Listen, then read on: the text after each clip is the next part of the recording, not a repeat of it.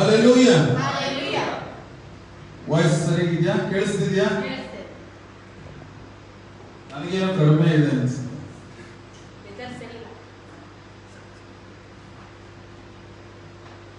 Hallelujah. ದೇವರು ನಮ್ಮನ್ನು ಒಳ್ಳೆಯ ರೀತಿಯಲ್ಲಿ ನಡೆಸುವವನಾಗಿದ್ದಾನೆ. ಖಂಡಿತವಾಗಲೂ ಆತನು ಒಳ್ಳೆಯ ಕಾರ್ಯಗಳನ್ನೇ ಮಾಡುವವನಾಗಿದ್ದಾನೆ.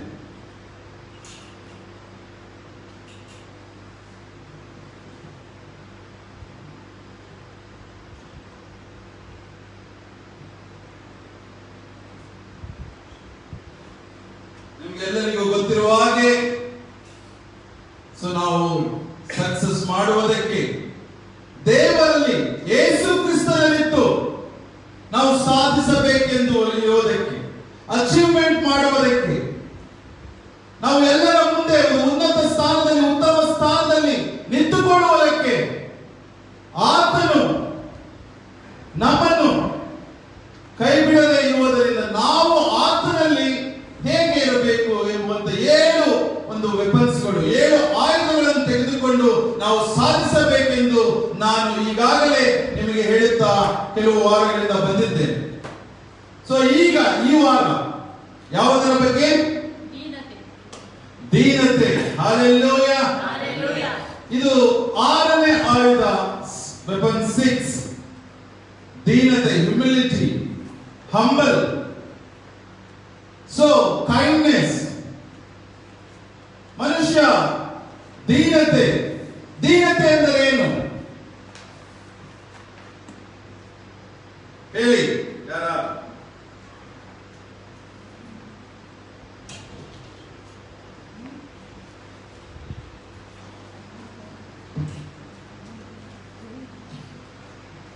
ನಮ್ಮನ್ನು ನಾವು ತಗ್ಗಿಸಿಕೊಳ್ಳುವಂಥದ್ದು.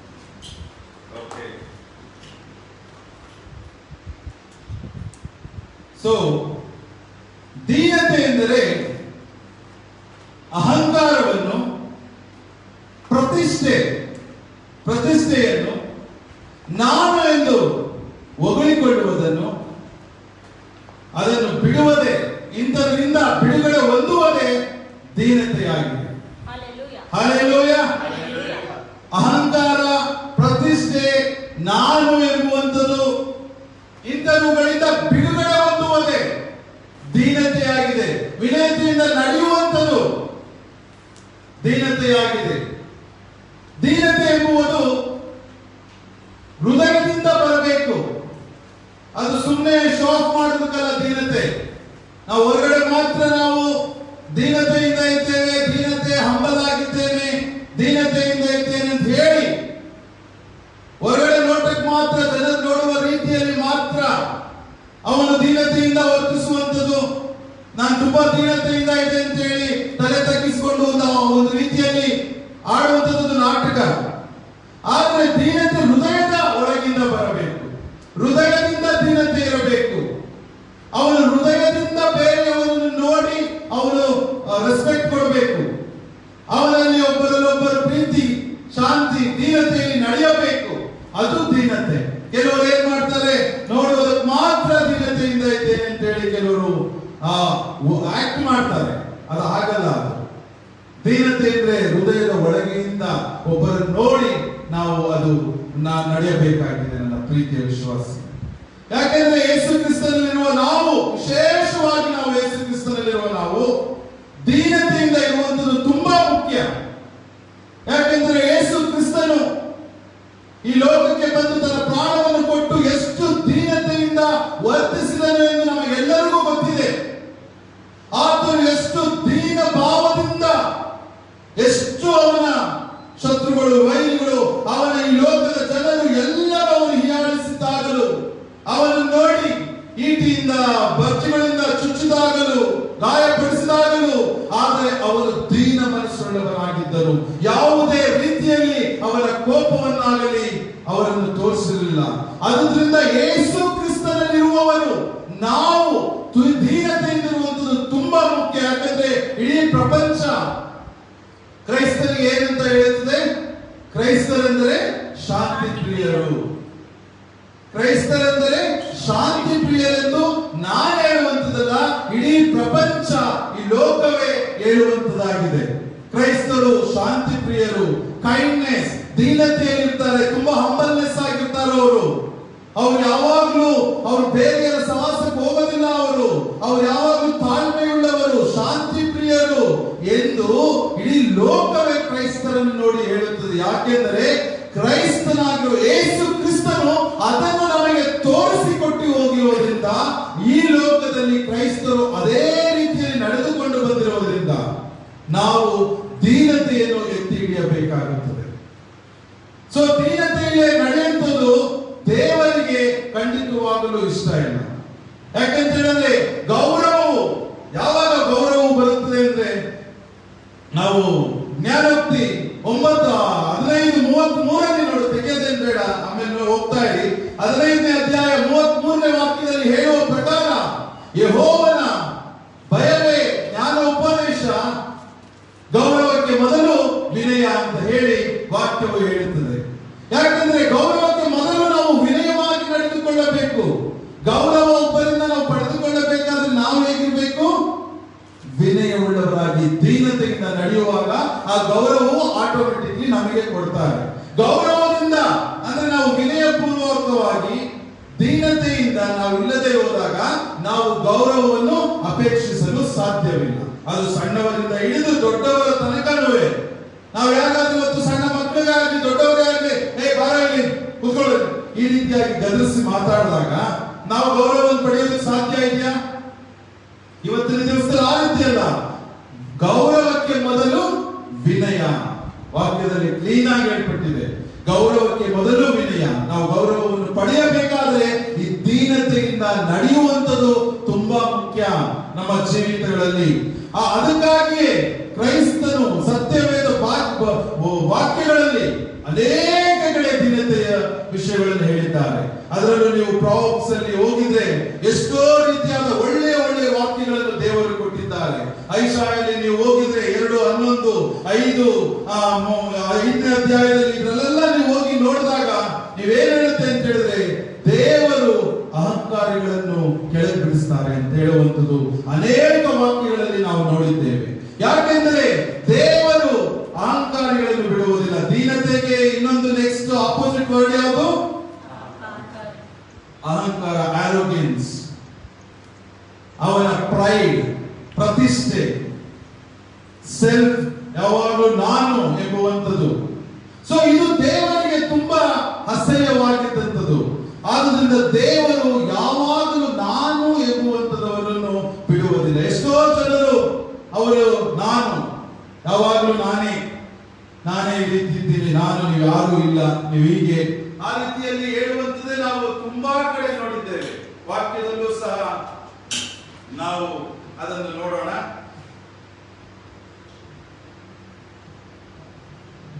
ಯಾಕೆ ಯೇಸು ಕ್ರಿಸ್ತನು ಅಷ್ಟು ನಮಗೆ ಮಾದರಿಯಾಗಿದ್ದಾನೆ ಅಂದ್ರೆ ದೀನತೆ ವಿಷಯಕ್ಕೆ ನೀವು ಸತ್ಯವೇದ ವಾಕ್ಯದಲ್ಲಿ ನಾವು ನೋಡ್ಬೇಕಾದರೆ, ಆತನು ತನ್ನ ಶಿಷ್ಯರ ಕಾಲುಗಳನ್ನು ತೊಳೆದನು ಅಂತ ನಾವು ನೋಡ್ತೇವೆ.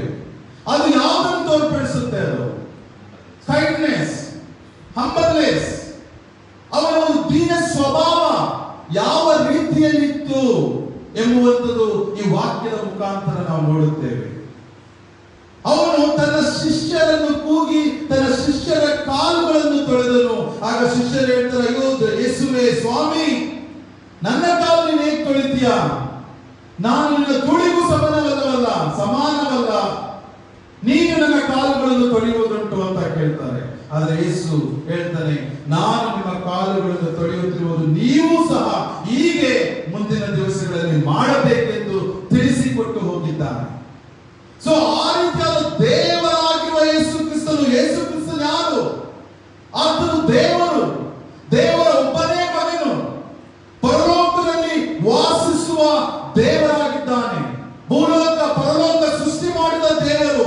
ಆದರೆ ಈ ಲೋಕಕ್ಕೆ ಮಾನವ ಅವತಾರವನ್ನು ತಾಳಿ ಮನುಷ್ಯನಾಗಿ ಬಂದು ಈ ಲೋಕಕ್ಕೆ ಮನುಷ್ಯರು ಹೇಗೆ ಜೀವಿಸಬೇಕೆಂದು ಹೇಳಿಕೊಟ್ಟು, ಹೇಗೆ ದೀನತೆಯಿಂದ ಶಾಂತಿಯಿಂದ ಪ್ರೀತಿಯಿಂದ ಒಬ್ಬರನ್ನೊಬ್ಬರು ಪ್ರೀತಿಸಿ ನಡೆಯಬೇಕೆಂಬುದು ತಿಳಿಸಿಕೊಡುವುದಕ್ಕಾಗಿ, ಪಾಪಗಳನ್ನು ಕ್ಷಮಿಸುವುದಕ್ಕಾಗಿ ಆತನು ಈ ಲೋಕಕ್ಕೆ ಬಂದಿದ್ದಾನೆ ಎಂದು ನಾವು ತಿಳಿದುಕೊಂಡಿದ್ದೇವೆ. ಈ ಲೋಕಕ್ಕೆ ಬಂದು ಯೇಸು ಕ್ರಿಸ್ತನು ಮಾಡಿದ ಪ್ರತಿಯೊಂದು ಕಾರ್ಯಗಳನ್ನು ನೋಡಬೇಕಾದ್ರೆ ನಾವು ಆತನ ಹಿಂಬಾಲಕರಾಗಿ, ಆತನಲ್ಲಿ ನಂಬಿಕೆ ಇಟ್ಟವರಾಗಿ ನಾವು ಯೇಸು ಕ್ರಿಸ್ತನಿಗಿಂತ ದೊಡ್ಡ ಒಂದು ಬಿಗ್ ಎಕ್ಸಾಂಪಲ್ ಆಗಿ, ಮಾದರಿ ಪುರುಷನು, ಮಾದರಿ ಯಾರು ಇಲ್ಲ ನನ್ನ ಪ್ರೀತಿಯ ವಿಶ್ವಾಸಿಗಳು ಈ ಲೋಕದಲ್ಲಿ. ಯೇಸು ಕ್ರಿಸ್ತನೇ ನಮಗೆ ಮಾದರಿಯಾಗಿರುವವನು. ಯೇಸು ಕ್ರಿಸ್ತನನ್ನು ನೋಡಿದರೆ ಸಾಕು ನಾವು ದೀನತೆಯಿಂದ ಹೇಗೆ ನಾವು ನಡೆಯಬೇಕೆಂದು ತಿಳಿದುಕೊಳ್ಳಬಹುದು. ಯಾಕೆಂದ್ರೆ ತನ್ನ ಶಿಷ್ಯರ ಕಾಲುಗಳನ್ನು ತೊಳೆಯುತ್ತಾರೆ ಅಂತ ಹೇಳಿದ್ರೆ ಲೆಕ್ಕ ಹಾಕಿ. ಆತನು ದೇವರಾಗಿದ್ದವನು, ಆದರೆ ಮಾನವನಾಗಿ ಬಂದು ಈ ಲೋಕಕ್ಕೆ ತನ್ನ ಶಿಷ್ಯರು ಅಂದ್ರೆ ಜನರನ್ನು ಕರೆದು ಅವನು ಕಾಲುಗಳನ್ನು ತೊಳೆಯುತ್ತಾನೆಂದರೆ ನೀವು ಊಹೆ ಮಾಡಿ ಆತನ ಒಂದು ದೀನತೆ ಎಷ್ಟಿರಬಹುದು ಅಂತ. ಇವತ್ತಿನ ದಿವಸ ನಾವು ನಮ್ಮ ಮನೆ, ನಮ್ಮ ಮಕ್ಕಳು, ನಮ್ಮ ಗಂಡ ಹೆಂಡತಿ, ನಮ್ಮ ಈ ಕೊಲೀಗ್ಸ್ ಆಗಲಿ ಇಂಥವರ ಮುಂದೆ ನಾವು ದೀನತೆಯಿಂದ ವರ್ತಿಸುವುದು ಕಷ್ಟ. ಆದ್ರೆ ಯೇಸು ಕ್ರಿಸ್ತನನ್ನು ನಂಬುವವರು ಮಾತ್ರ ಈ ಒಂದು ವಾಕ್ಯಗಳನ್ನು ನೋಡಿ ನಾವು ದೀನತೆಯಿಂದಿರಬೇಕು. ಯಾಕೆ ನಾನು ಈ ವಾಕ್ಯಗಳನ್ನೆಲ್ಲ ನಿಮಗೆ ಹೇಳುತ್ತಿದ್ದೇನೆ ಅಂತ ಹೇಳಿದ್ರೆ ನಾನು ಸಹ ಕಲಿಯಬೇಕು, ನಾನು ಸಹ ದೀನತೆಯಿಂದ ಇನ್ನೂ ಕಲಿಯಬೇಕಾಗಿರುತ್ತದೆ. ಯಾಕೆಂದ್ರೆ ಸಾಧಿಸುವುದಕ್ಕೆ ಸುಮ್ಮನೆ ನೀವು ಬ್ಯಾಪ್ಟಿಸಮ್ ತಗೊಂಡು ಯೇಸು ಕ್ರಿಸ್ತನಲ್ಲಿ ಬಂದು ಯೇಸು ಕ್ರಿಸ್ತನ ಅದ್ಭುತ ನಡೆಸ್ತಾನೆ, ಅವನು ಪವಾಡ ಪುರುಷ, ದೇವರು, ಅವರಲ್ಲಿ ಹೋದ್ರೆ ಸಾಕು ನನಗೆ ಬಿಡುಗಡೆ ಸಿಗುತ್ತದೆ, ಅದ್ಭುತ ನಡೆಯುತ್ತದೆ, ಫೈನಾನ್ಷಿಯಲ್ ಸಾಲಗಳು ತೀರಿ ಹೋಗುತ್ತದೆ, ನನ್ನ ಕಷ್ಟಗಳು ಹೋಗುತ್ತದೆ ಎಂದು ಯೋಚನೆ ಮಾತ್ರ ಮಾಡಿ ಬರುವವರು ಇವತ್ತಿನ ದಿವಸ ಜಾಸ್ತಿ ಜನರಿದ್ದಾರೆ. ಆದರೆ ಅವರು ಯೇಸು ಕ್ರಿಸ್ತನಲ್ಲಿ ಬಂದು ಯೇಸು ಕ್ರಿಸ್ತನಲ್ಲಿ ಯಾವ ರೀತಿಯಾದ ಜೀವಿತವನ್ನು ಮಾಡಿ ಸಾಧಿಸಬೇಕೆಂಬುವಂಥದ್ದು ನಾನೀಗ ನಿಮಗೆಲ್ಲರಿಗೂ ಹೇಳುತ್ತಿರುವುದು. ಯೇಸು ಕ್ರಿಸ್ತನಲ್ಲಿ ಮಾತ್ರ ಬಂದು ನೀವು ನಾನು ದೇವರಲ್ಲಿ ಪ್ರಾರ್ಥನೆ ಮಾಡ್ತಿದ್ದೇನೆ ಅಂತ ಹೇಳಿ ಈ ದೀನ ಭಾವ ಇಲ್ಲ ಅಂತ ಹೇಳಿದ್ರೆ ಸಾಧಿಸುವುದಕ್ಕೆ ಕಷ್ಟ. ಯಾಕೆಂದ್ರೆ ದೇವರು ಹೇಳುವಂತ ವಾಕ್ಯ ನೀವು ಜ್ಞಾನೋಕ್ತಿಯಲ್ಲಿ ನೋಡಬೇಕಾದ್ರೆ ಅವರು ದೇವರು ಹೇಳ್ತಾನೆ, ಅಹಂಕಾರಿಗಳನ್ನು ಯೆಹೋವನಿಗೆ ಅಸಹ್ಯ, ಅವರಿಗೆ ದಂಡನೆ ಖಂಡಿತ. ಜ್ಞಾನೋಕ್ತಿ 16:5 ನೀವು ನೋಡಬೇಕಾದ್ರೆ, ಪ್ರಾವರ್ಬ್ಸ್ 16:5 ನೋಡಬೇಕಾದ್ರೆ ಯೆಹೋವನಿಗೆ, ಅಹಂಕಾರಿಗಳೆಲ್ಲ ಯೆಹೋವನಿಗೆ ಅಸಹ್ಯ, ಅವರಿಗೆ ದಂಡನೆ ಖಂಡಿತ. Hallelujah, hallelujah. ಈ ದೀನತೆಗೆ ಇನ್ನೊಂದು ಆಪೋಸಿಟ್ ವರ್ಸ್ ಆರೋಗೆನ್ಸ್, ಅಂದ್ರೆ ಪ್ರೈಡ್, ಅಂದ್ರೆ ಅಹಂಕಾರಿಗಳು. ಅಂದ್ರೆ ಇಡೀ ಒಂದು ಸತ್ಯವೇದದಲ್ಲಿ ಅಸಹ್ಯ ಎಂಬ ಒಂದು ಪದವನ್ನು ಯಾರಿಗೆ ಹೇಳ್ತಾರೆ ಅಂದ್ರೆ ಅಹಂಕಾರಿಗಳಿಗೆ. ಅಹಂಕಾರಿಗಳು ದೇವರಿಗೆ ಅಸಹ್ಯ, ಅವರಿಗೆ ದಂಡನೆ ಖಂಡಿತ ಅಂತ ಹೇಳ್ತಾರೆ. ಸೊ ಅವರಿಗೆ ದಂಡನೆ ತಪ್ಪಿದ್ದಲ್ಲ. ನಾನಾಗಿರ್ಬೋದು, ನೀವಾಗಿರ್ಬೋದು, ಅಥವಾ ಸಭಾ ಪಾಲಕರಾಗಿರ್ಬೋದು, ಅಥವಾ ಸಭೆಯಲ್ಲಿ 40 ವರ್ಷದಿಂದ ವಿಶ್ವಾಸಿಗಳಾಗಿರ್ಬೋದು, ಅಥವಾ ಯಾರೇ ಆಗಿರ್ಬೋದು, ಈ ಆಗಿರಬಹುದು, ಯಾರು ಅಹಂಕಾರಿಗಳಾಗಿರ್ತಾರೋ ಅವರಿಗೆ ದಂಡನೆ ಖಂಡಿತ. ಯಾಕೆಂದರೆ ಯೆಹೋವನಿಗೆ ಅಹಂಕಾರಿಗಳು ಅಸಹ್ಯ. ನೀವು ಇವತ್ತು ಗಮನವಿಟ್ಟು ನೋಡಿ. ಯಾಕೆಂದ್ರೆ ಅಹಂಕಾರ, ಈ ನಾನೆಂಬುವಂಥದ್ದು, ಹೊಗಳಿಕೊಳ್ಳುವಂಥದ್ದು, ನಾನು ಸ್ವಪ್ರತಿಷ್ಠೆ, ಇದು ಸೈತಾನನು ಗೊತ್ತಿಲ್ಲದಂತೆ ಒಳಗಡೆ ನಮ್ಮಲ್ಲಿ ಕ್ರಿಯೆ ಮಾಡ್ತಾನೆ. ಆತನು ಕ್ರಿಯೆ ಮಾಡ್ತಾನೆ. ನಾನು ಅವರಿಗೆ ಯಾಕೆ ನಾನು ಬಗ್ಬೇಕು, ಅವರಿಗೆ ಯಾಕೆ ನಾನು ಸೋಲ್ಬೇಕು, ನನಗಿಂತ ಅವನು ಹೆಚ್ಚ. ಫ್ರೆಂಡ್ಸೇ ಆಗಿರ್ತಾರೆ, ಸ್ನೇಹಿತರಾಗಿರ್ತಾರೆ, ಆದ್ರೆ ಅವನು ಇನ್ನೊಬ್ಬರನ್ನು ನೋಡಿ ತಡೆದುಕೊಳ್ಳಲ್ಲ. ನಾನು ಅವನಿಗಿಂತಾನು ಚೆನ್ನಾಗಿದ್ದೀನಿ, ಅವನಿಗಿಂತಾನು ಸ್ಮಾರ್ಟ್, ಅವನಿಗಿಂತಾನು ಇವ್ರು ಯಾರು. ಅದರಲ್ಲೂ ಲೇಡೀಸ್, ಹುಡುಗಿರಂತೂ ಇನ್ನೂ ಜಾಸ್ತಿ ಅನ್ಸುತ್ತೆ.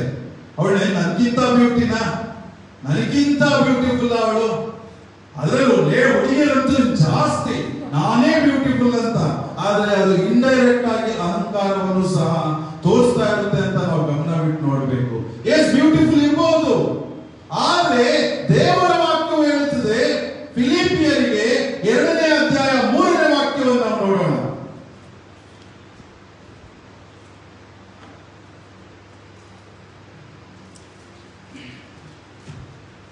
Philippians chapter 2 verse 3.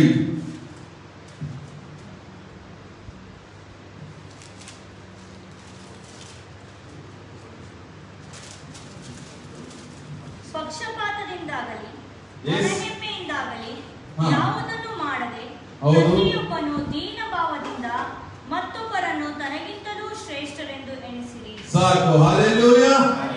ನಾನು ಹೇಳ್ತಾ ಇರೋದಲ್ಲ, ಇದು ದೇವರ ವಾಕ್ಯ ಹೇಳ್ತಾ ಇರೋದು. ಪಕ್ಷಪಾತದಿಂದಾಗಲಿ ಒಣಮೆಯಿಂದಾಗಲಿ ಯಾವುದನ್ನೂ ಮಾಡದೆ ಪ್ರತಿಯೊಬ್ಬನು ದೀನ ಭಾವದಿಂದ ಮತ್ತೊಬ್ಬರನ್ನು ತನಗಿಂತಲೂ ಶ್ರೇಷ್ಠರೆಂದು ಎಣಿಸಲಿ. ಇವತ್ತು ಯಾರು ಎಣಿಸ್ತಾರೆ? ತನಗಿಂತಲೂ ನೀನು ಶ್ರೇಷ್ಠ ಅಂತ ಯಾರು ಹೇಳ್ತಾರೆ ಇವತ್ತಿನ ದಿವಸ? ಅವರು ಇವತ್ತಿನ ದಿವಸ ಹೇಳೋರಲ್ಲ, ನಾನೇ ದೊಡ್ಡವನು, ನನಗೇ ಎಲ್ಲ ಗೊತ್ತಿದೆ, ನನಗೇ ಎಲ್ಲ ತಿಳ್ಕೊಂಡಿದ್ದೀನಿ, ನಾನು ಅವನೇನು ಅವಳೇನು, ನಾನು ಅವನಿಗಿಂತ ಒಂದು ಜಾಣ, ಅವಳಿಗಿಂತ ಎಲ್ಲಾದ್ರೂ ಕಲ್ತ್ಕೊಂಡಿದ್ದೀನಿ ಎಂಬ ಒಂದು ನಾನು ಎಂಬ ಅಹಂಕಾರ ಒಳಗಿಂದಾನೇ ಮನುಷ್ಯರಿಗೆ ಬಂದಿರುತ್ತೆ. ಅದು ಯೇಸು ಕ್ರಿಸ್ತನಲ್ಲಿರುವವರಿಗೆ ಬರಲೇಬಾರದು, ಯಾರಿಗೂ ಬರಬಾರದು, ವಿಶೇಷವಾಗಿ ಯೇಸುವಿನಲ್ಲಿ ಜೀವಿಸುವವರಿಗೆ. ನಾನು ಅದಕ್ಕೆ ಇಲ್ಲಿ ವಾಕ್ಯ ಕ್ಲೀನ್ ಆಗಿ ತನಗಿಂತಲೂ ಶ್ರೇಷ್ಠರೆಂದು ಎಣಿಸಲಿ ಅಂತ.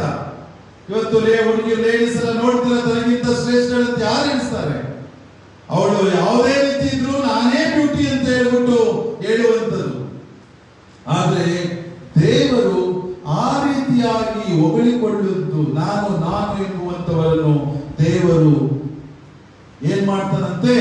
ಅವರಿಗೆ ದಂಡನೆಯನ್ನು ಕೊಡ್ತಾನೆ. He will give punishment. ದಂಡನೆ ಕೊಡ್ತಾನೆ. ನಮಗೆ ಗೊತ್ತೇ ಇರೋದಿಲ್ಲ ಈ ಸೈತಾನನು ಮಾಡುವ ಕ್ರಿಯೆಗಳೇ ಈ ರೀತಿ. ನಮಗೆ ಗೊತ್ತಿಲ್ಲದೆ ನಾವು ಏನ್ ಮಾಡ್ತಿರ್ತೀವಿ? ಬಿಹೇವ್ ಮಾಡ್ತಿರ್ತೀವಿ. ನಮಗೆ ಗೊತ್ತಿಲ್ಲದೆ ಇರೋಂಗೆ ನಾವು ಒಬ್ಬರ ಜೊತೆ ನಾವು ನಡ್ಕೊಳ್ಳೋ ಒಂದು ಬಿಹೇವಿಯರ್ ಸರಿ ಇರೋದ್ರಿಂದ ನಮಗನ್ಸುತ್ತೆ ಸರಿಯಾಗಿ ನಡ್ಕೊಳ್ತಿರ್ತೀವಿ ಅಂತ. ಆದ್ರೆ ಒಳಗಡೆ ನಾನು ಎಂಬ ಒಂದು ಪ್ರತಿಷ್ಠೆ, ಆ ಒಂದು ಅಹಂಕಾರ ಒಳಗಿಂದ ಬೇರೆಯವರನ್ನು ನೋಡಿ ಆ ಒಂದು ಪಡುವಂತ ಗರ್ವ, ಅದು ಸೈತಾನನ ಒಳಗಿಂದ ಕ್ರಿಯೆ ಮಾಡ್ತಾ ಇರ್ತಾನೆ. ಸೊ ಆ ರೀತಿಯಾಗಿ ನಮಗೆ ಗೊತ್ತಿಲ್ಲದೆ ಅದು ಲಿಮಿಟ್ ಕ್ರಾಸ್ ಆಗಿ ನಾವೇನ್ ಮಾಡೋದೆ? ನಮ್ಮ ವರ್ತನೆಯನ್ನು ಚೇಂಜ್ ಮಾಡ್ಕೊಂಡ್ಬಿಟ್ಟಿರ್ತೇವೆ, ಬಿಹೇವಿಯರ್ ನ ಚೇಂಜ್ ಮಾಡ್ಕೊಳ್ತಾ ಇರ್ತೇವೆ. ಯಾಕಂದ್ರೆ ಎಲ್ಲರಿಗೂ ನಾನೇ ಸರಿ, ಯಾರು ಸರಿ ಇಲ್ಲ, ನಾನೇ ಸರಿ ಎಂಬುವಂತ ಒಂದು ದರ್ಪ, ಅಹಂಕಾರ ಮನುಷ್ಯನಲ್ಲಿ ಬೆಳೆದುಕೊಂಡಿರುತ್ತೆ. ಅವನಿಗೆ ದಂಡನೆ ಖಂಡಿತ. ಯಾಕೆಂದ್ರೆ ಅವನು ಮೇಲೆ ಬರುವುದಕ್ಕೂ ಸಾಧ್ಯ ಇಲ್ಲ, ಅವನು ಸಾಧಿಸುವುದಕ್ಕೆ ಅಂತವನು ಸಾಧ್ಯ ಇಲ್ಲ.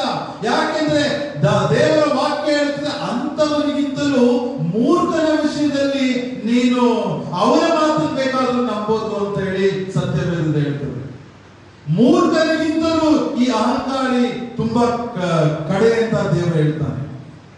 ನೀನು ಮೂರ್ಖನ ಮಾತನ್ನು ಬೇಕಾದ್ರೂ ನಂಬು, ಈ ಅಹಂಕಾರಿ ಮಾತ್ರ ನಂಬೇಡ ಅಂತ ದೇವರು ಹೇಳ್ತಾರೆ. ಯಾಕಂದ್ರೆ ಅವನು ಮಾಡುವಂತ ದರ್ಪ, ಅಹಂಕಾರ ಆ ರೀತಿ ಇರುತ್ತದೆ. ನೀವು ಯಾರೇ ನೋಡಿ, ಯಾಕಂತ ಹೇಳಿದ್ರೆ ಎಷ್ಟೋ ರಾಜರುಗಳು, ಎಷ್ಟೋ ದೊಡ್ಡ ದೊಡ್ಡ ವ್ಯಕ್ತಿಗಳು ಅಹಂಕಾರದಿಂದ ಯಾರು ವರ್ತಿಸಿದ್ದಾರೋ, ಅಹಂಕಾರದಿಂದ ಯಾರು ನಡೆದಿದ್ದಾರೋ ಅವರು ಕೆಳಬಿದ್ದಿದ್ದಾರೆ. ದೇವರು ಯಾರನ್ನೂ ಬಿಟ್ಟಿಲ್ಲ. ನಾನು ಆ ವಾಕ್ಯಗಳ ಮುಂದೆ ಹೇಳ್ತೇನೆ, ಎಂತೆಂತ ದೊಡ್ಡ ದೊಡ್ಡ ರಾಜರನ್ನು ಬಿಟ್ಟಿಲ್ಲ, ಎಂತೆಂತ ಅಧಿಕಾರವುಳ್ಳವರನ್ನು ಸಹ ಬಿಟ್ಟಿಲ್ಲ. ಯಾವಾಗ ಅಹಂಕಾರದಿಂದ ಜನರನ್ನು ನೋಡ್ತಾನೋ, ಅಹಂಕಾರದಿಂದ ವರ್ತಿಸ್ತಾನೋ, ಅವನು ಈ ಒಂದು ಆಲಯದಲ್ಲಾಗಲಿ ಅಥವಾ ರಾಜನ ಒಂದು ಸೇವೆ ಮಾಡುವವನಾಗಲಿ, ಯಾರೇ ಆಗಲಿ ಅಂತವರು ದೇವರು ದಂಡಿಸುತ್ತಾನೆ. ಹಲ್ಲೆಲೂಯಾ.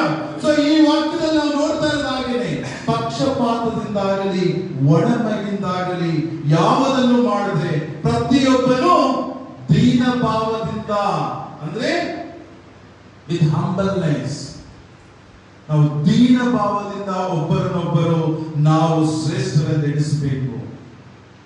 ಹಾಗೆ ನಾವು ಸುಮ್ಮನೆ ಮೂರ್ಖತನ ಮಾಡ್ತಾ ಇದ್ರೆ ನಾವು ಶ್ರೇಷ್ಠರೆಂದು ಎಣಿಸುವಂತದಲ್ಲ. ಅವನಿಗೆ ನಾವು ತಿದ್ದೇಳಬೇಕು. ನಾವು ಅವನಿಗೆ ನೋಡ್ಬೇಕಾದ್ರೆ ಗೌರವ ಕೊಟ್ಟು, ಇಲ್ಲ ಇವನು ಶ್ರೇಷ್ಠ ಅಂತ ಹೇಳಿ ನಾನು ಅವನಿಗೆ ರೆಸ್ಪೆಕ್ಟ್ ಕೊಡ್ಬೇಕು. ನಾನು ಇವತ್ತು ದಿವಸ ಆ ರೀತಿಯಾಗಿ ಎಷ್ಟೋ ಕಡೆ ನಡೆಯುತ್ತಿಲ್ಲ. ಅಂತದ್ರಿಂದಲೇ ಅವರು ಸಾಧಿಸುವುದಕ್ಕೆ ಸಾಧ್ಯ ಆಗ್ತಿಲ್ಲ. ಸೊ ದಿಸ್ ಹಂಬಲ್ನೆಸ್, ಕೈಂಡ್ನೆಸ್ ಇದೆಯಲ್ಲ, ಇದು ದೇವರು ನಮಗೆ ಕೊಟ್ಟಂತ ಒಂದು ದೊಡ್ಡ ಅಸ್ತ್ರ. ಯಾಕಂದ್ರೆ ದೇವರಾಗಿ ಯೇಸು ಕ್ರಿಸ್ತನು ದೀನ ಭಾವದಿಂದ ಆತನು ತನ್ನ ಜರ್ನಿಯನ್ನು ಮುಗಿಸಿ ಶಿಲುಬೆಯಲ್ಲಿ ಜಡಿಸಲ್ಪಟ್ಟು ಮತ್ತೆ 3ನೇ ದಿವಸದಲ್ಲಿ ಪರಲೋಕಕ್ಕೆ ರಾಜ್ಯಕ್ಕೆ ಏರಿಸಲ್ಪಟ್ಟ. ಯಾಕಂದ್ರೆ ದೀನ ಭಾವ ಅವನು ಎಷ್ಟು ಮಟ್ಟಿಗೆ ಅವನ ದೀನತೆ ಇತ್ತು ಅಂತ ಹೇಳಿದ್ರೆ ನಾವು ಸತ್ಯವೇದದಲ್ಲಿ ನೋಡಬಹುದು. ಕಂಟಿನ್ಯೂ ಮಾಡಿ. ನಿಮ್ಮಲ್ಲಿ ಪ್ರತಿಯೊಬ್ಬನು ಸ್ವಹಿತವನ್ನು ಮಾತ್ರ ನೋಡದೆ ಪರಹಿತವನ್ನು ಸಹ ನೋಡಲಿ. ಕ್ರಿಸ್ತ ಯೇಸುವಿನಲ್ಲಿದ್ದಂತ ಮನಸ್ಸು ನಿಮ್ಮಲ್ಲಿಯೂ ಇರಲಿ. ಹಲ್ಲೆಲೂಯಾ. ಏನ್ ಹೇಳ್ತಿದ್ದಾರೆ ಈಗ? ನಾ ಹೇಳಿದಾಗೆ ನಿಮ್ಮಲ್ಲಿ ಪ್ರತಿಯೊಬ್ಬರು ಸ್ವಹಿತವನ್ನು ಮಾತ್ರ ನೋಡದೆ ಪರಹಿತವನ್ನು ಮಾತ್ರ ನೋಡದೆ ಪರಹಿತವನ್ನು ಸಹ ನೋಡಲಿ. ಕ್ರಿಸ್ತ ಯೇಸುವಿನಲ್ಲಿದ್ದಂತ ಮನಸ್ಸು ನಿಮ್ಮಲ್ಲಿಯೂ ಇರಲಿ. ಹಲ್ಲೆಲೂಯಾ. ಯಾವಾಗಲೂ ನನ್ನ ಹಿತ ಮಾತ್ರ ನೋಡ್ಕೊಂಡು ನನ್ನದ್ ಮಾತ್ರ ನೋಡ್ಕೊಂಡು ಆ ರೀತಿ ಇರುತ್ತದಲ್ಲ, ಪರರ ಹಿತನೂ ಸಹ ನೋಡಿ ಯೇಸು ಕ್ರಿಸ್ತನಲ್ಲಿ ಕ್ರಿಸ್ತ ಯೇಸುವಿನಲ್ಲಿದ್ದಂತ ಮನಸ್ಸು ನಿಮ್ಮಲ್ಲಿಯೂ ಇರಲಿ. ಹಲ್ಲೆಲೂಯಾ. ನಾವು ಯಾರನ್ನು ರೆಪ್ರೆಸೆಂಟ್ ಮಾಡ್ತಾ ಇದ್ದೇವೆ? ಯಾರನ್ನ ರೆಪ್ರೆಸೆಂಟ್ ಮಾಡ್ತೇವೆ? ನಾವು ಯೇಸು ಕ್ರಿಸ್ತನನ್ನು ರೆಪ್ರೆಸೆಂಟ್ ಮಾಡ್ತಾ ಇರೋದು. ನಾವು ಈ ಲೋಕದಲ್ಲಿ ಯೇಸು ಕ್ರಿಸ್ತನನ್ನು ನಾವು ರೆಪ್ರೆಸೆಂಟ್ ಮಾಡ್ತಾ ಇದ್ದೇವೆ. ಆಗ ಯೇಸು ಕ್ರಿಸ್ತನನ್ನು ರೆಪ್ರೆಸೆಂಟ್ ಮಾಡುವವರು ನಾವು ಆತನ ರೀತಿಯಲ್ಲೇ ನಾವು ವರ್ತಿಸಬೇಕು, ಆತನ ರೀತಿಯಲ್ಲೇ ನಾವು ಇರಬೇಕು ಎಂಬುವಂಥದ್ದು ವಾಕ್ಯ ನಿಮ್ಮ ಇಲ್ಲಿ ಕ್ಲೀನ್ ಆಗಿ ಹೇಳ್ತಾ ಇದೆ. ಕ್ರಿಸ್ತ ಯೇಸುವಿನಲ್ಲಿದ್ದಂತ ಮನಸ್ಸು ನಿಮ್ಮಲ್ಲಿಯೂ ಇರಲಿ ಅಂತ ಹೇಳಿ. ಆದ್ರೆ ನಾವು ಎಷ್ಟು ಮನೆಯಲ್ಲಾಗಲಿ ಅಥವಾ ನಾನು ಹೆಂಡತಿಗಾಗಲಿ, ಹೆಂಡತಿ ನನಗಾಗಲಿ, ಮಕ್ಕಳಾಗಲಿ ಎಷ್ಟು ಒಂದು ಕೋಪ, ಗರ್ವ, ಅಹಂಕಾರ ಯಾವ ರೀತಿ ವರ್ತಿಸ್ತಾರೆ ಅಂತ ಹೇಳಿದ್ರೆ ಬೇರೆಯವರಿಗೆ ನಾವು ಮಾದರಿಯಾಗಿರುವುದಕ್ಕೆ ಸಾಧ್ಯನೇ ಇಲ್ಲ. ಬೇರೆಯವರಿಗೆ ನಾವು ನೋಡಬೇಕಾದ್ರೆ ರೆಪ್ರೆಸೆಂಟ್ ನಾವು ಯೇಸು ಕ್ರಿಸ್ತನನ್ನು ಮಾಡುತ್ತಿರುವವರು. ಹಾಗೆ ನಾವು ದೀನ ಮನಸ್ಸುಳ್ಳವರಿಂದ ಇರಬೇಕು. ಬೇರೆಯವರು ನೋಡಿದ್ರೆ ಅವ್ರು ಯಾವಾಗಲೂ ಎಂತ ಶಾಂತಿ ಪ್ರಿಯರಪ್ಪ, ಅವರು ಎಷ್ಟು ದೀನತೆಯಿಂದ ಇರ್ತಾರೆ. ಯಾವಾಗಲೂ their very kindness, their very humbleness, their behaviour is such a lovely ಅಂತ ಹೇಳ್ಬೇಕು. ಆದ್ರೆ ನಾವು ಆ ರೀತಿಯಲ್ಲಿ ಇರ್ತೀವಿ. That is what Jesus said. ದೇವರು ಹೇಳ್ತಾ ಇದ್ದಾರೆ, ನನ್ನ ಹೃದಯ ಅಂದ್ರೆ ಯೇಸುವಿನಲ್ಲಿದ್ದಂತ ಹೃದಯದ ರೀತಿಯಲ್ಲೇ ನಮ್ಮದಾಗಿರಬೇಕು, ಆತನ ರೀತಿಯಲ್ಲೇ ನಾವು ನಡೆಯಬೇಕು. ಆದ್ರೆ ಇವತ್ತಿನ ದಿವಸದಲ್ಲಿ ಸಭೆಗಳಲ್ಲಿ ಯೇಸು ಕ್ರಿಸ್ತನ ಮಾತ್ರ ನಾವು ಯೇಸು ಯೇಸು ಅಂತ ಹೇಳ್ತೀವಿ. ನಮ್ಮ ಬಿಹೇವಿಯರ್, ನಮ್ಮ ಆಟಿಟ್ಯೂಡ್ ಆತನನ್ನು ರೆಪ್ರೆಸೆಂಟ್ ಮಾಡಲ್ಲ, ಆತನ ರೀತಿಯಲ್ಲಿ ನಾವು ನಡೆಯೋದಿಲ್ಲ. ಸಭೆಯಲ್ಲಿ ಯಾವಾಗಲೂ ಅಹಂಕಾರ, ಸಭೆಗಳಲ್ಲಿ ದರ್ಪ, ಸಭೆಗಳಲ್ಲಿ ಒಬ್ಬರನ್ನೊಬ್ಬರು ನೋಡಿದ್ರೆ ಅವನೇ ಹೆಚ್ಚು ಎಂಬುವಂಥದ್ದು ನಡೆಯುವಂಥದ್ದು. ನಾನು ಅವರಿಗಿಂತ ಹೆಚ್ಚು, ಅವರಿಗಿಂತ ನಾನೇ ಆರಾಧನೆ ಜಾಸ್ತಿ ಮಾಡ್ತೀನಿ, ಅವ್ರಿಗಿಂತ ಚೆನ್ನಾಗಿ ಹಾಡು ಹೇಳ್ತೀನಿ, ನಾನು ಅವ್ರಿಗಿಂತ ನಾನು ಚೆನ್ನಾಗಿ ಎಲ್ಲಾದ್ರಲ್ಲೂ ಮುಂದಿದ್ದೀನಿ ಎಂಬುವಂತ ಅಹಂಕಾರ ಬಂದ್ಬಿಡುತ್ತೆ. ಅದು ಬರಬಾರದು. ಸಭೆಯಲ್ಲಿ ಎಲ್ಲರೂ ಯಾಕೆ ಬ್ರದರ್ ಸಿಸ್ಟರ್ಸ್ ಅಂತ ಹೇಳಿ, ಸಹೋದರ ಸಹೋದರಿ ರೀತಿಯಲ್ಲಿ ಯಾಕೆ ನೀವೆಲ್ಲರೂ ಇರಬೇಕು ಅಂತ ಹೇಳಿ ಯೇಸು ಹೇಳಿರುವಂಥದ್ದು. ಒಬ್ಬರಿಗೊಬ್ಬರು ಇಲ್ಲಿ ಕ್ಲಿಯರ್ ಆಗಿ ವಾಕ್ಯ ಹೇಳ್ತಾ ಇದೆ, ನೀವು ಒಬ್ಬರಿಗಿಂತಲೂ ಒಬ್ಬರು ಶ್ರೇಷ್ಠರಂತ ಎಣಿಸಿ ಅಂತ ಹೇಳಿ. ಆದ್ರೆ ಸಭೆಗಳಲ್ಲಿ ಆ ರೀತಿ ಇಲ್ಲ. ನಾವು ಬೇರೆಯವ್ರದ್ದು ನಾವು ಇದು ಉದಾಹರಣೆ ತಗೊಳ್ಳೋದಕ್ಕೆ ಬೇಡ. ನಮ್ಮ ಸಭೆಗಳಲ್ಲಿ, ನಮ್ಮ ಕುಟುಂಬಗಳಲ್ಲಿ ನಾವು ಹೇಗೆ ಇದ್ದೇವೆ ಎಂಬುವಂಥದ್ದು. ಸುಮ್ಮನೆ ನಾಟಕ ಆಡುವಂತ ದೀನತೆ ಉಳ್ಳವರು ಬೇರೆ, ಅವ್ರು ಒಳಗಡೆ ಮಾತ್ರ ಹೃದಯದಲ್ಲಿ ಅಹಂಕಾರಿಗಳೇ. ಅವರು ಹೊರಗಡೆ ಮಾತ್ರ ಮಾತಾಡುವಂಥದ್ದು ತುಂಬಾ ನಾನು ದೀನತೆಯಿಂದ ಇದ್ದೇನೆ ಅಂತ ಹೇಳಿ, ಆಮೇಲೆ ಅವರ ತೋರ್ಪಡಿಸುವಿಕೆ ನಾನು ತುಂಬಾ ದೀನತೆಯಿಂದ, ಅದು ಕಪಟಿ. ವಾಕ್ಯ ಮುಂದೆ ಹಾಗೆ ಓದೋಣ.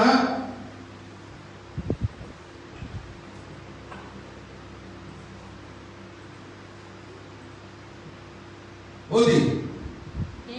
ಆತನು ದೇವ ಸ್ವರೂಪನಾಗಿದ್ದರು, ದೇವರಿಗೆ ಸರಿಸಮಾನನಾಗಿರುವನೆನ್ನುವ ಅಮೂಲ್ಯ ಪದವಿಯನ್ನು ಬಿಡಲಲ್ಲೇನೋ ಎಂದೆಣಿಸದೆ ತನ್ನನ್ನು ಬರಿದು ಮಾಡಿಕೊಂಡು ಹೌದು ದಾಸನ ರೂಪವನ್ನು ಧರಿಸಿಕೊಂಡು ಮನುಷ್ಯರಿಗೆ ಸದೃಶ್ಯನಾದನು. ಹಲ್ಲೆಲೂಯಾ. ಏನಂತ ದೇವರು? ಅವನು ದೇವರು. ಆದ್ರೂ ಅವನು ಯಾವ ರೀತಿಯಲ್ಲಿ ಬಂದ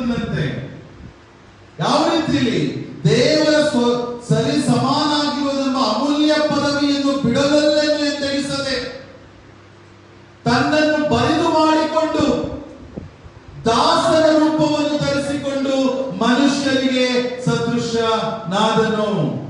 Hallelujah. ತುಂಬಾ ಕ್ಲಿಯರ್ ಆಗಿ ನೋಡಿ ಇಲ್ಲಿ ವಾಕ್ಯ. Hallelujah. ಆ ರೀತಿಯಾದ ದೇವರು ತನ್ನನ್ನು ಬರಿದು ಮಾಡಿಕೊಂಡು ದಾಸನ ಒಂದು ರೀತಿಯಲ್ಲಿ ನಮಗೆ ಕಾಣಿಸಿಕೊಂಡನು.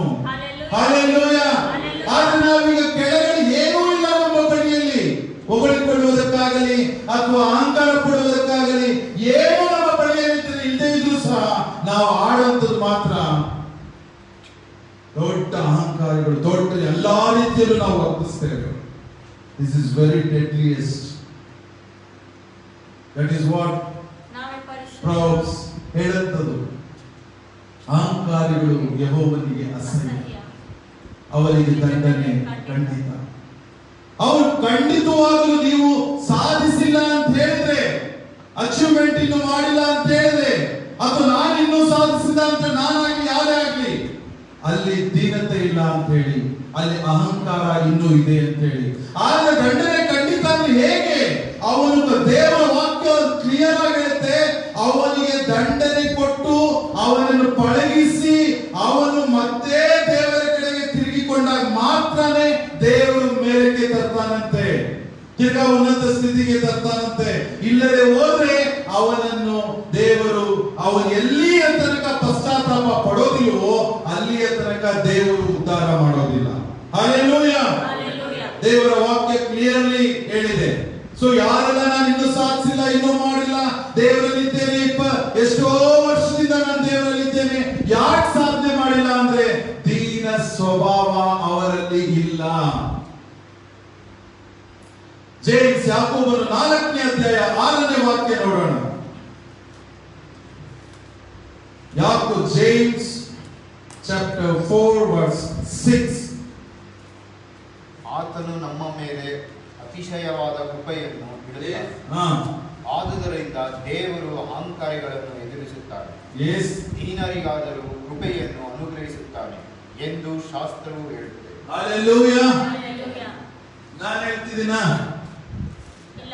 ದೇವರ ವಾಕ್ಯವು ಧರ್ಮಶಾಸ್ತ್ರವು ಹೇಳುತ್ತಿದೆ, ಆತನು ನಮ್ಮ ಮೇಲೆ ಅತಿಶಯವಾದ ಕೃಪೆಯನ್ನು ಇಡುತ್ತಾನೆ.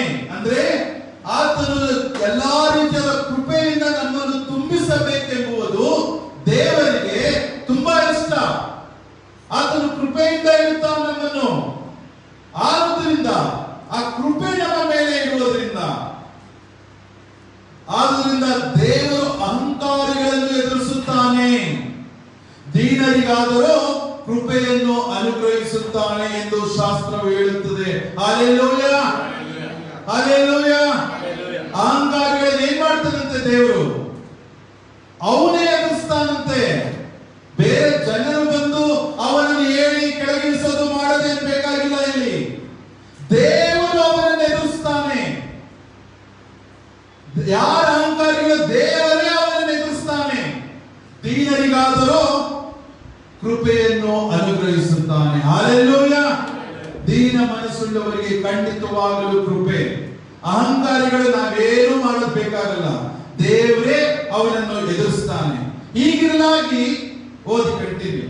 ಹೀಗಿರಲಾಗಿ ದೇವರಿಗೆ ಒಳಗಾಗಿರಿ, ಸೈತಾನನನ್ನು ಎದುರಿಸಿರಿ, ಹೌದು, ಅವನು ನಿಮ್ಮನ್ನು ಬಿಟ್ಟು ಓಡಿ ಹೋಗುವನು. ಹಲ್ಲೆಲೂಯಾ. ಈಗ ನಾನು ಹೇಳ್ತಾ ಇದ್ದೆ ನಿಮ್ಗೆ, ಸೈತಾನನ ಕ್ರಿಯೆಗಳು ಈ ರೀತಿ ಬಂದು ಅವನೇನ್ ಮಾಡ್ತಾನೆ ಅಂದ್ರೆ, ಈ ಅಹಂಕಾರ ನಮ್ಗೆ ಗೊತ್ತಿಲ್ಲದೆ ಇದ್ದಂಗೆ ನಾವೇ ಹೊಗಳ್ಕೊಳ್ತಾ ಇರುವಂತದ್ದು, ನಮ್ಮ ಪ್ರತಿಷ್ಠೆ, ನಮ್ಮ ಅಹಂಕಾರ ತೋರ್ಸೋದು ಸೈತಾನ್ ಗೊತ್ತಿಲ್ಲದೆ ಇದ್ದಂಗೆ ಕೆಲಸ ಮಾಡ್ತಾನೆ ಅವನು. ಆದ್ರಿಂದ ಅಲ್ಲಿ ವಾಕ್ಯ ಕ್ಲಿಯರ್ ಆಗಿ ಹೇಳ್ತಾ ಇದೆ, ಹೀಗಿರಲಾಗಿ ದೇವರಿಗೆ ಒಳಗಾಗಿರಿ, ಸೈತಾನನನ್ನು ಓಡಿಸಿರಿ. ಸೈತಾನನ್ನು ಓಡಿಸಬೇಕಾದ್ರೆ ಯಾವ್ದನ್ನ ನಾವು ಮೊದಲು ಓಡಿಸ್ಬೇಕು? ಅಹಂಕಾರನ ತೆಗಿಬೇಕು ನಮ್ಮಿಂದ. ನಾನು ಎಂಬುವಂಥದ್ದು ಹೊಗಳಿಕೊಳ್ಳುವಂಥದ್ದು ತೆಗಿಬೇಕು. ನಾನು ಎಂಬ ಪ್ರತಿಷ್ಠೆ, ಒಳ ಪ್ರತಿಷ್ಠೆ ಅಂತಾರಲ್ಲ, ಅದನ್ನು ತೆಗಿಬೇಕು. ಇದು ಸೈತಾನನು ಅಂತ ಈ ವಾಕ್ಯದಲ್ಲಿ ನಾವು ನೋಡುತ್ತೇವೆ. ಇದನ್ನು ತೆಗೆದ್ರೆ ಸೈತಾನನನ್ನು ಓಡಿಸಿದ ಹಾಗೆ, ಇಂಥದನ್ನು ತೆಗೆದ್ರೆ ಸೈತಾನನನ್ನು ಓಡಿಸುವ ಹಾಗೆ. ಆಗ ನಾವು ಆತನು ನಿಮ್ಮನ್ನು ಬಿಟ್ಟು ಓಡಿ ಹೋಗುವನು. ವಾಕ್ಯ ಕ್ಲಿಯರ್ ಆಗಿದೆ. ಏನಿದೆ? ಬಿಟ್ಟು ಓಡಿ ಹೋಗನು. ದೇವರ ಸಮೀಪಕ್ಕೆ ಬಂದಿರಿ, ಆಗ ಆತನು ನಿಮ್ಮ ಸಮೀಪಕ್ಕೆ ಬರುವನು. ಹಲ್ಲೆಲೂಯಾ. ಈ ಅಹಂಕಾರ, ಈ ರೀತಿಯಾದ ಗುಣಗಳಿರುವಂಥದ್ದು ಸೈತಾನನ ಸಮೀಪಕ್ಕೆ ಕರೆದೊಯ್ತಾ ಇರುತ್ತೆ. ಆದ್ರೆ ಇದನ್ನು ಬಿಡುವಾಗ, ಸೈತಾನನನ್ನು ಓಡಿಸುವಾಗ ದೇವರ ಸಮೀಪಕ್ಕೆ ನಾವು ಬರ್ತಾ ಇರ್ತೀವಿ. ಆತನ ಕೃಪೆಗೆ ನಾವೇನಾಗ್ತಿರ್ತೀವಿ, ಒಳಗಾಗ್ತಿರ್ತೀವಿ. ಆತನ ಕೃಪೆ ನಮ್ಮ ತಲೆಯ ಮೇಲೆ ಇಳಿಯುತ್ತಿರುತ್ತದೆ. ಹಲ್ಲೆಲೂಯಾ. ಈ ರೀತಿಯಾಗಿ ಅದು ಕಂಟಿನ್ಯೂ. ನೆಕ್ಸ್ಟ್ ವಾಕ್ಯ ಓದಿ. ಪಾಪಿಗಳೇ, ನಿಮ್ಮ ಕೈಗಳನ್ನು ಶುಚಿ ಮಾಡಿಕೊಳ್ಳಿರಿ. ಎರಡು ಮನಸ್ಸುಳ್ಳವರೇ, ನಿಮ್ಮ ಹೃದಯಗಳನ್ನು ನಿರ್ಮಲ ಮಾಡಿಕೊಳ್ಳಿರಿ. ಸಾಕು. ಹಲ್ಲೆಲೂಯಾ. ನಾನು ಯಾಕೆ ಹೊರನೋಟಕ್ಕೆ ಒಳಗಡೆ ಈ ದೀನತೆ ನಾಟಕ ಆಡ್ತಾರೆ ಅಂತ ಹೇಳಿದ್ರೆ ಈ ವಾಕ್ಯದಲ್ಲಿ ನೋಡ್ತೇವೆ. ಪಾಪಿಗಳೇ, ನಿಮ್ಮ ಕೈಗಳನ್ನು ಶುಚಿ ಮಾಡಿಕೊಳ್ಳಿರಿ. ಎರಡು ಮನಸ್ಸುಳ್ಳವರೇ, ನಿಮ್ಮ ಹೃದಯಗಳನ್ನು ನಿರ್ಮಲ ಮಾಡಿಕೊಳ್ಳಿರಿ. ಅಂದ್ರೆ ಎರಡು ಮನಸ್ಸುಳ್ಳವರೇ ನಿಮ್ಮ ಹೃದಯಗಳನ್ನು ಏನ್ ಮಾಡ್ಕೊಬೇಕಂತೆ? ನಿರ್ಮಲ ಮಾಡಿಕೊಳ್ಳಿರಿ. ಹೊರಗಡೆ ಆಡುವಂತ ನಾಟಕ ಬೇರೆ, ಒಳಗಿರುವಂತದೇ ಬೇರೆ. ಹೊರಗಡೆ ದೀನತೆಯಿಂದ ತೋರಿಸ್ಕೊಳ್ಳೋದು, ನಾನು ತುಂಬಾ ಹಂಬಲ್ ಈ ರೀತಿಯಾಗಿ ನಾಟಕ ಆಡುವಂಥದ್ದು. ಆದ್ರೆ ಅವನ ಒಳಗಡೆ ಹೃದಯದಲ್ಲಿ ಅವನ ಅಹಂಕಾರಿ, ಅವನ ಯಾವತ್ತು ಅದು ಸೈತಾನನು ಅವನಿಗೆ ಮರೆಮಾಚಿರ್ತಾನೆ. ಸೈತಾನ ಏನ್ ಮಾಡಿರ್ತಾನೆ?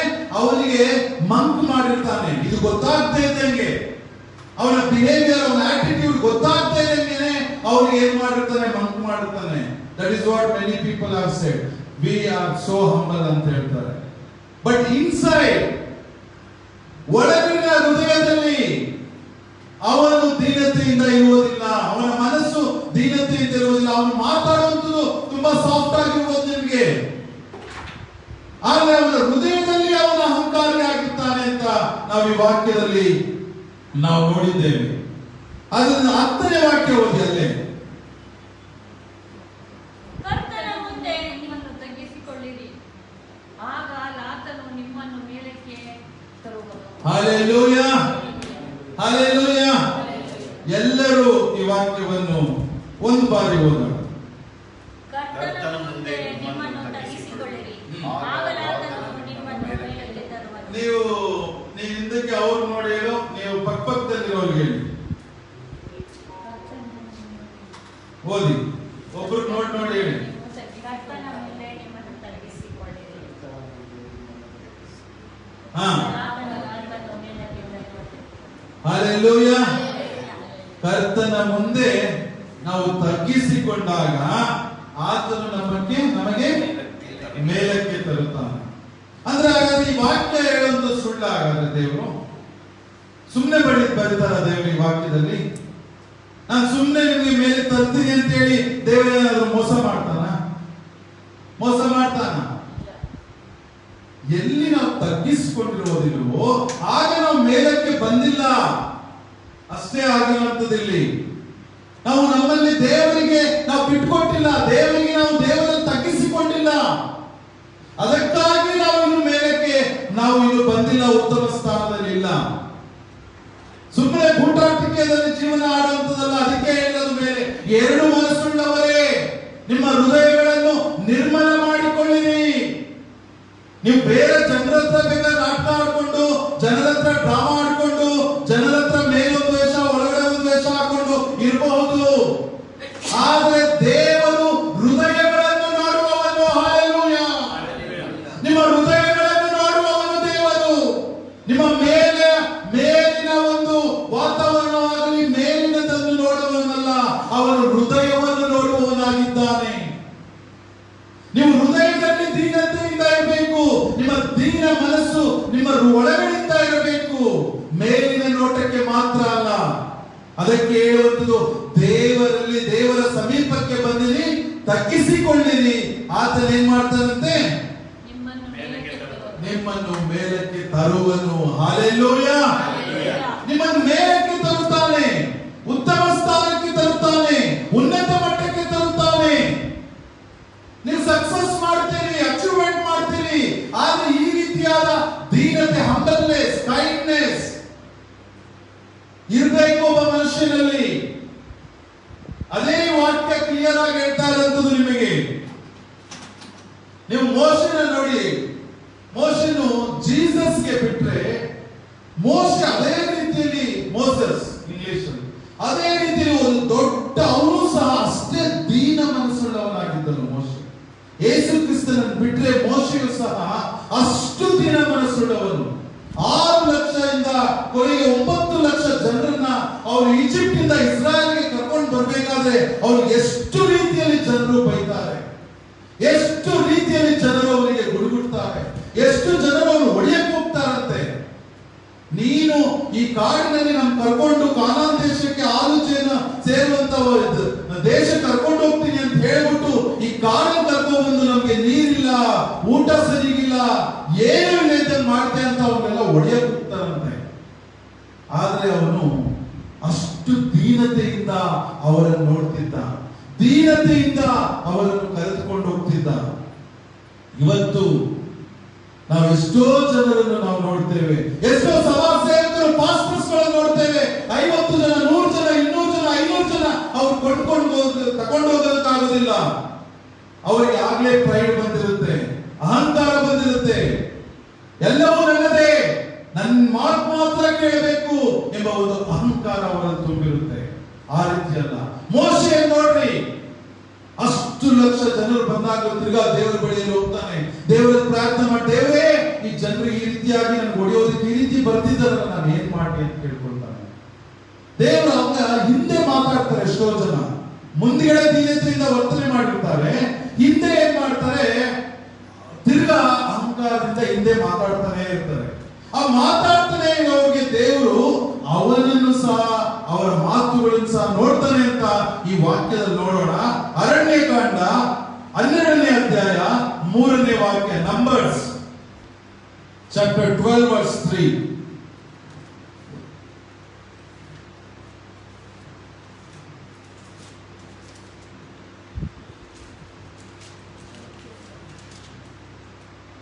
ಆ ಮೋಶೆ ಭೂಮಿಯ ಮೇಲಿರುವ ಎಲ್ಲ ಮನುಷ್ಯರಿಗಿಂತಲೂ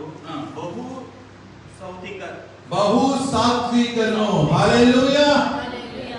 ಈ ಅಂದ್ರೆ ದೇವರು ಈ ಮಾತನ್ನು ಹೇಳ್ತಾ ಇರುವಂತದ್ದು ನೋಡಿ ಮೋಶೆಯನ್ನು ಕುರಿತು. ದೇವರು ಎಷ್ಟು ಹಂಬಲ್ನೆಸ್ ಇರ್ಬೋದು ಮೋಶೆಗೆ ಅಂದ್ರೆ, ದೇವರೇ ತನ್ನಾಗಿ ಅವ್ರು ಹೇಳ್ತಾನೆ, ಆ ಮೋಶೆ ಭೂಮಿಯ ಮೇಲಿರುವ ಎಲ್ಲಾ ಮನುಷ್ಯರಿಗಿಂತಲೂ ಬಹು ಸಾತ್ವಿಕನು. is a kind-hearted person, is a humble, is a humility, is in humility ಅಲ್ಲಿ ದೇವರು ಹೇಳುತ್ತದ್ದು. ಅವನು ಯಾಕೆ ಈ ಮಾತನ್ನು ಅಲ್ಲಿ ಹೇಳ್ತಾನೆ ಅಂತ ಹೇಳಿದ್ರೆ, ಅವನ ಹಿಂದೆ ಏನ್ ಮಾಡ್ತಾರೆ, ಅವರ ಅಣ್ಣ ಆರೋನ್ ಮತ್ತೆ ಅವರ ಅಕ್ಕ ಮಿರಿಯಂ ಅವ್ರು ಏನ್ ಮಾಡ್ತಾರೆ, ಹಿಂದೆ ಹೋಗಿ ಈ ಮೋಶೆಯ ವಿರುದ್ಧವಾಗಿ ಮಾತಾಡ್ತಿರ್ತಾರೆ. ಅಂದ್ರೆ ಏಕಂತ ಹೇಳಿದ್ರೆ, ನನಗಿಂತ ಇವನು ದೊಡ್ಡವನ, ಇವನಿಗೂ ದೇವರು ಆರಾಧನೆ ಚೂಸ್ ಮಾಡಿದ್ದಾರೆ, ನಮಗೂ ದೇವರು ಚೂಸ್ ಮಾಡಿದ್ದಾರೆ, ಇವನ್ ಮಾತ್ರ ಪ್ರೀಚ್ ಮಾಡಬಹುದಾ, ಇವನ್ ಮಾತ್ರ ಹೇಳ್ಬೋದಾ, ಇವ್ರು ಹೇಳಿದ್ ಮಾತ್ರ ಚೆನ್ನಾಗಿ ಕೇಳಬೇಕಾ ಅಂತದಲ್ಲ ಇವರ ಹಿಂದೆ ಇವರು ಮಾತಾಡ್ತಿರ್ತಾರೆ. ಜಸ್ಟ್ ಹಿಂದೆ ಮಾತಾಡ್ತಾ ಇರ್ಬೇಕಾದ್ರೆ ದೇವರಲ್ಲಿ, ನೀವು ಕೆಳಗಡೆ ವಾಕ್ಯ ಮನೆಯಲ್ಲಿ ಬೇಕಾದ್ರೆ ಓದಿ, ಕೆಳಗಡೆ ಇದೆ ವಾಕ್ಯದಲ್ಲಿ, ದೇವರು ಅವರ ಮಾತುಗಳನ್ನು ಕೇಳಿ ಆರೋನ್ ಮತ್ತೆ ಮಿರಿಯಮನ್ನು ನಾನಿರುವ ಸ್ಥಳಕ್ಕೆ ಬನ್ನಿ ಅಂತ ಹೇಳಿ ಅವರ ಮೇಲೆ ಕೋಪಗೊಂಡು ಆ ಮಿರಿಯಳಿಗೆ ತೊಂದು ಬರಮಾಡ್ತಾನೆ. ಏನ್ ಮಾಡ್ತಾನಂತೆ, ತೊಂದು ಬರಮಾಡ್ತಾನೆ. ಅಂದ್ರೆ ಮೋಶೆ ವಿರುದ್ಧವಾಗಿ ಆ ಎದುರುಗಡೆನೂ ಮಾತಾಡಿಲ್ಲ ಅವರು, ಮೋಶೆ ಎದುರುಗಡೆನೂ ಮಾತಾಡಲಿಲ್ಲ. ಮೋಶೆ ಇಲ್ಲದೆ ಇರುವಂತೆ ಹಿಂದೆ ವಿರುದ್ಧವಾಗಿ ಹಿಂದೆ ಅಂದ್ರೆ ಅವರ ಆಬ್ಸೆನ್ಸ್ ಅಲ್ಲಿ ಇವರು ಮಾತಾಡ್ತಾ ಇದ್ದದ್ದು ದೇವರು ಕೇಳಿದ್ನು. ಅಂದ್ರೆ ಯಾಕೆ ದೇವರು ಇವರಿಬ್ಬರ ಮಾತನ್ನು ಕೇಳಿದಂದ್ರೆ, ಮೋಶೆ ಅಂತ ಕೈಂಡ್ ಹಾರ್ಟೆಡ್ ಪರ್ಸನ್, ದೀನತೆಯಿಂದ ನಡೆಸ್ಕೊಂಡು ಬರ್ತಿದ್ದಂತ ಜನರನ್ನ ಅಷ್ಟು ದೀನ ಮನಸ್ಸಿಂದ ನಡೆಸ್ಕೊಂಡು ಬರ್ತಿದ್ದ, ಅಷ್ಟು ದೀನ ಮನಸ್ಸುಳ್ಳವನಾಗಿದ್ದ ಅವನು, ಅಷ್ಟು ಹಂಬಲ್ನೆಸ್ ಪರ್ಸನ್ ಆಗಿದ್ದ ಅವನು. ದೇವರು ಅದಕ್ಕೆ ಇವನು ತುಂಬಾ ಈ ದೇಶ, ಈ ಭೂಮಿಯ ಮೇಲಿರುವ ಎಲ್ಲಾ ಮನುಷ್ಯರಿಗಿಂತಲೂ ಈತನು ಬಹು ಸಾತ್ವಿಕನೆಂದು ದೇವರು ಹೇಳಿದಂಥದ್ದು ವಾಕ್ಯ. ಸೊ ಆಗ ಅವರಿಬ್ಬರು ಮಾತಾಡಿದಂತ ಕೇಳಿದ್ದು ಅವನಿಗೆ ದೇವರೇನ್ ಮಾಡ್ತಾನೆ, ನೀನು ಇಲ್ಲಿ ಬಾ ಅಂತ ಕರ್ಕೊಂಡು ಆ ಮಿರಿಯಂಗೆ ತೊಂದು ಬರಮಾಡ್ತಾನೆ. ಅಂದ್ರೆ ಅವನ ವಿರುದ್ಧವಾಗಿ ಮಾತಾಡಿದಂಥದ್ದು ದೀನತೆಯಿಂದ ನಡೆಯುವಂತವರಿಗೆ ಯಾರೇ ಆಗಿದ್ರು ದೇವರು ಬೇರೆ ಕಡೆ ಮಾಡಿದ್ರು ದೇವರು ಅವರ ಮಾತನ್ನು ಕೇಳಿ ಶಿಕ್ಷೆಗೆ ಒಳಪಡಿಸ್ತಾನೆ. ನಾವಾಗಿರ್ಬೋದು, ನಮ್ಮ ಪಾಸ್ಟರ್ಗಳಾಗಿರ್ಬೋದು, ಬೇರೆ ಯಾರ ಮೇಲಾದ್ರೂ ನಾವು ಮಾತಾಡಬೇಕಾದ್ರೆ ಎಚ್ಚರಿಕೆಯಿಂದ ನಾವು ಮಾತುಗಳನ್ನು ಆಡಬೇಕು. ಸುಮ್ಮನೆ ಎಲ್ಲೋ ಕುಳಿತುಕೊಂಡು ಒಬ್ಬರ ಬಗ್ಗೆ ಕಾಮೆಂಟ್ ಮಾಡುವಂತದ್ದಲ್ಲ. ನಾವೆಷ್ಟೋ ದೊಡ್ಡ ದೊಡ್ಡ ಪಾಸ್ಟರ್ಗಳ ಮೇಲೆ ಕೆಲವು ಕಡೆ ಕಾಮೆಂಟ್ ಮಾಡ್ತೀವಿ, ಆದ್ರೆ ಆ ಪಾಸ್ಟರ್ಗಳು ಕೆಲವರಂತೂ ಅದೇ ರೀತಿ ವರ್ತನೆ ಮಾಡ್ತಿರ್ತಾರೆ. ಅವರ ವರ್ತನೆ ಅಹಂಕಾರದಲ್ಲಿರುತ್ತೆ. ಅಂತವರಲ್ಲ, ಕೆಲವು ಅಹಂಕಾರದಿಂದ ವರ್ತನೆ ಮಾಡದೇ ಇರುವಂತ ಪಾಸ್ಟರ್ಗಳ ಮೇಲೆ ಕೆಲವು ಟೈಮ್ ನಾವು ಮಾತಾಡಿರ್ತೇವೆ. ನಾವು ಅದನ್ನು ಸಹ ದೇವರು ಗಮನಿಸ್ತಿರ್ತಾನೆ. ಈ ವಾಕ್ಯವನ್ನು ನೀವು ಬಿಟ್ಟು ನೀವು ಎಚ್ಚರಿಕೆಯಿಂದ ಇರಿ. ಯಾರ ಮೇಲೂ ಅಲ್ಲ, ಪಾಸ್ಟರ್ ಅಂತಲ್ಲ, ಇನ್ನೊಬ್ರ ಮೇಲೆ ಯಾರ ಮೇಲೂ ಅವನ ಆಬ್ಸೆನ್ಸ್ ಅಲ್ಲಿ, ಅವನ ಹಿಂದೆ ನೀವು ಮಾತಾಡೋದು ಬೇಡ. ದೇವರು ಯಾಕಂದ್ರೆ ನೀವು ದೀನ ಮನಸ್ಸುಳ್ಳವನಾಗಿದ್ರೆ ದೇವರು ಏನ್ ಮಾಡ್ತಾರಂತೆ, ಅವನ ವಿರುದ್ಧವಾಗಿ ಯಾರು ಮಾತಾಡ್ತಾರೋ ಅವನನ್ನು ಸಹ ಬಿಡೋದಿಲ್ಲ ಅಂತ ಈ ವಾಕ್ಯದಲ್ಲಿ ನೀವು ಮನೆಯಲ್ಲಿ ಕಂಟಿನ್ಯೂ ಮಾಡಿ ಹೋಗಿ ನೋಡ್ರಿ. ಅದರಿಂದ ದೇವರು ಫಸ್ಟ್ ಪೀಟರ್ ಚಾಪ್ಟರ್ 5 verse 5-6 1 ಪೇತ್ರನು 5ನೇ ಅಧ್ಯಾಯ 5 ಮತ್ತು 6ನೇ ವಾಕ್ಯ ನೋಡೋಣ. ಯೌವನಸ್ಥರೇ,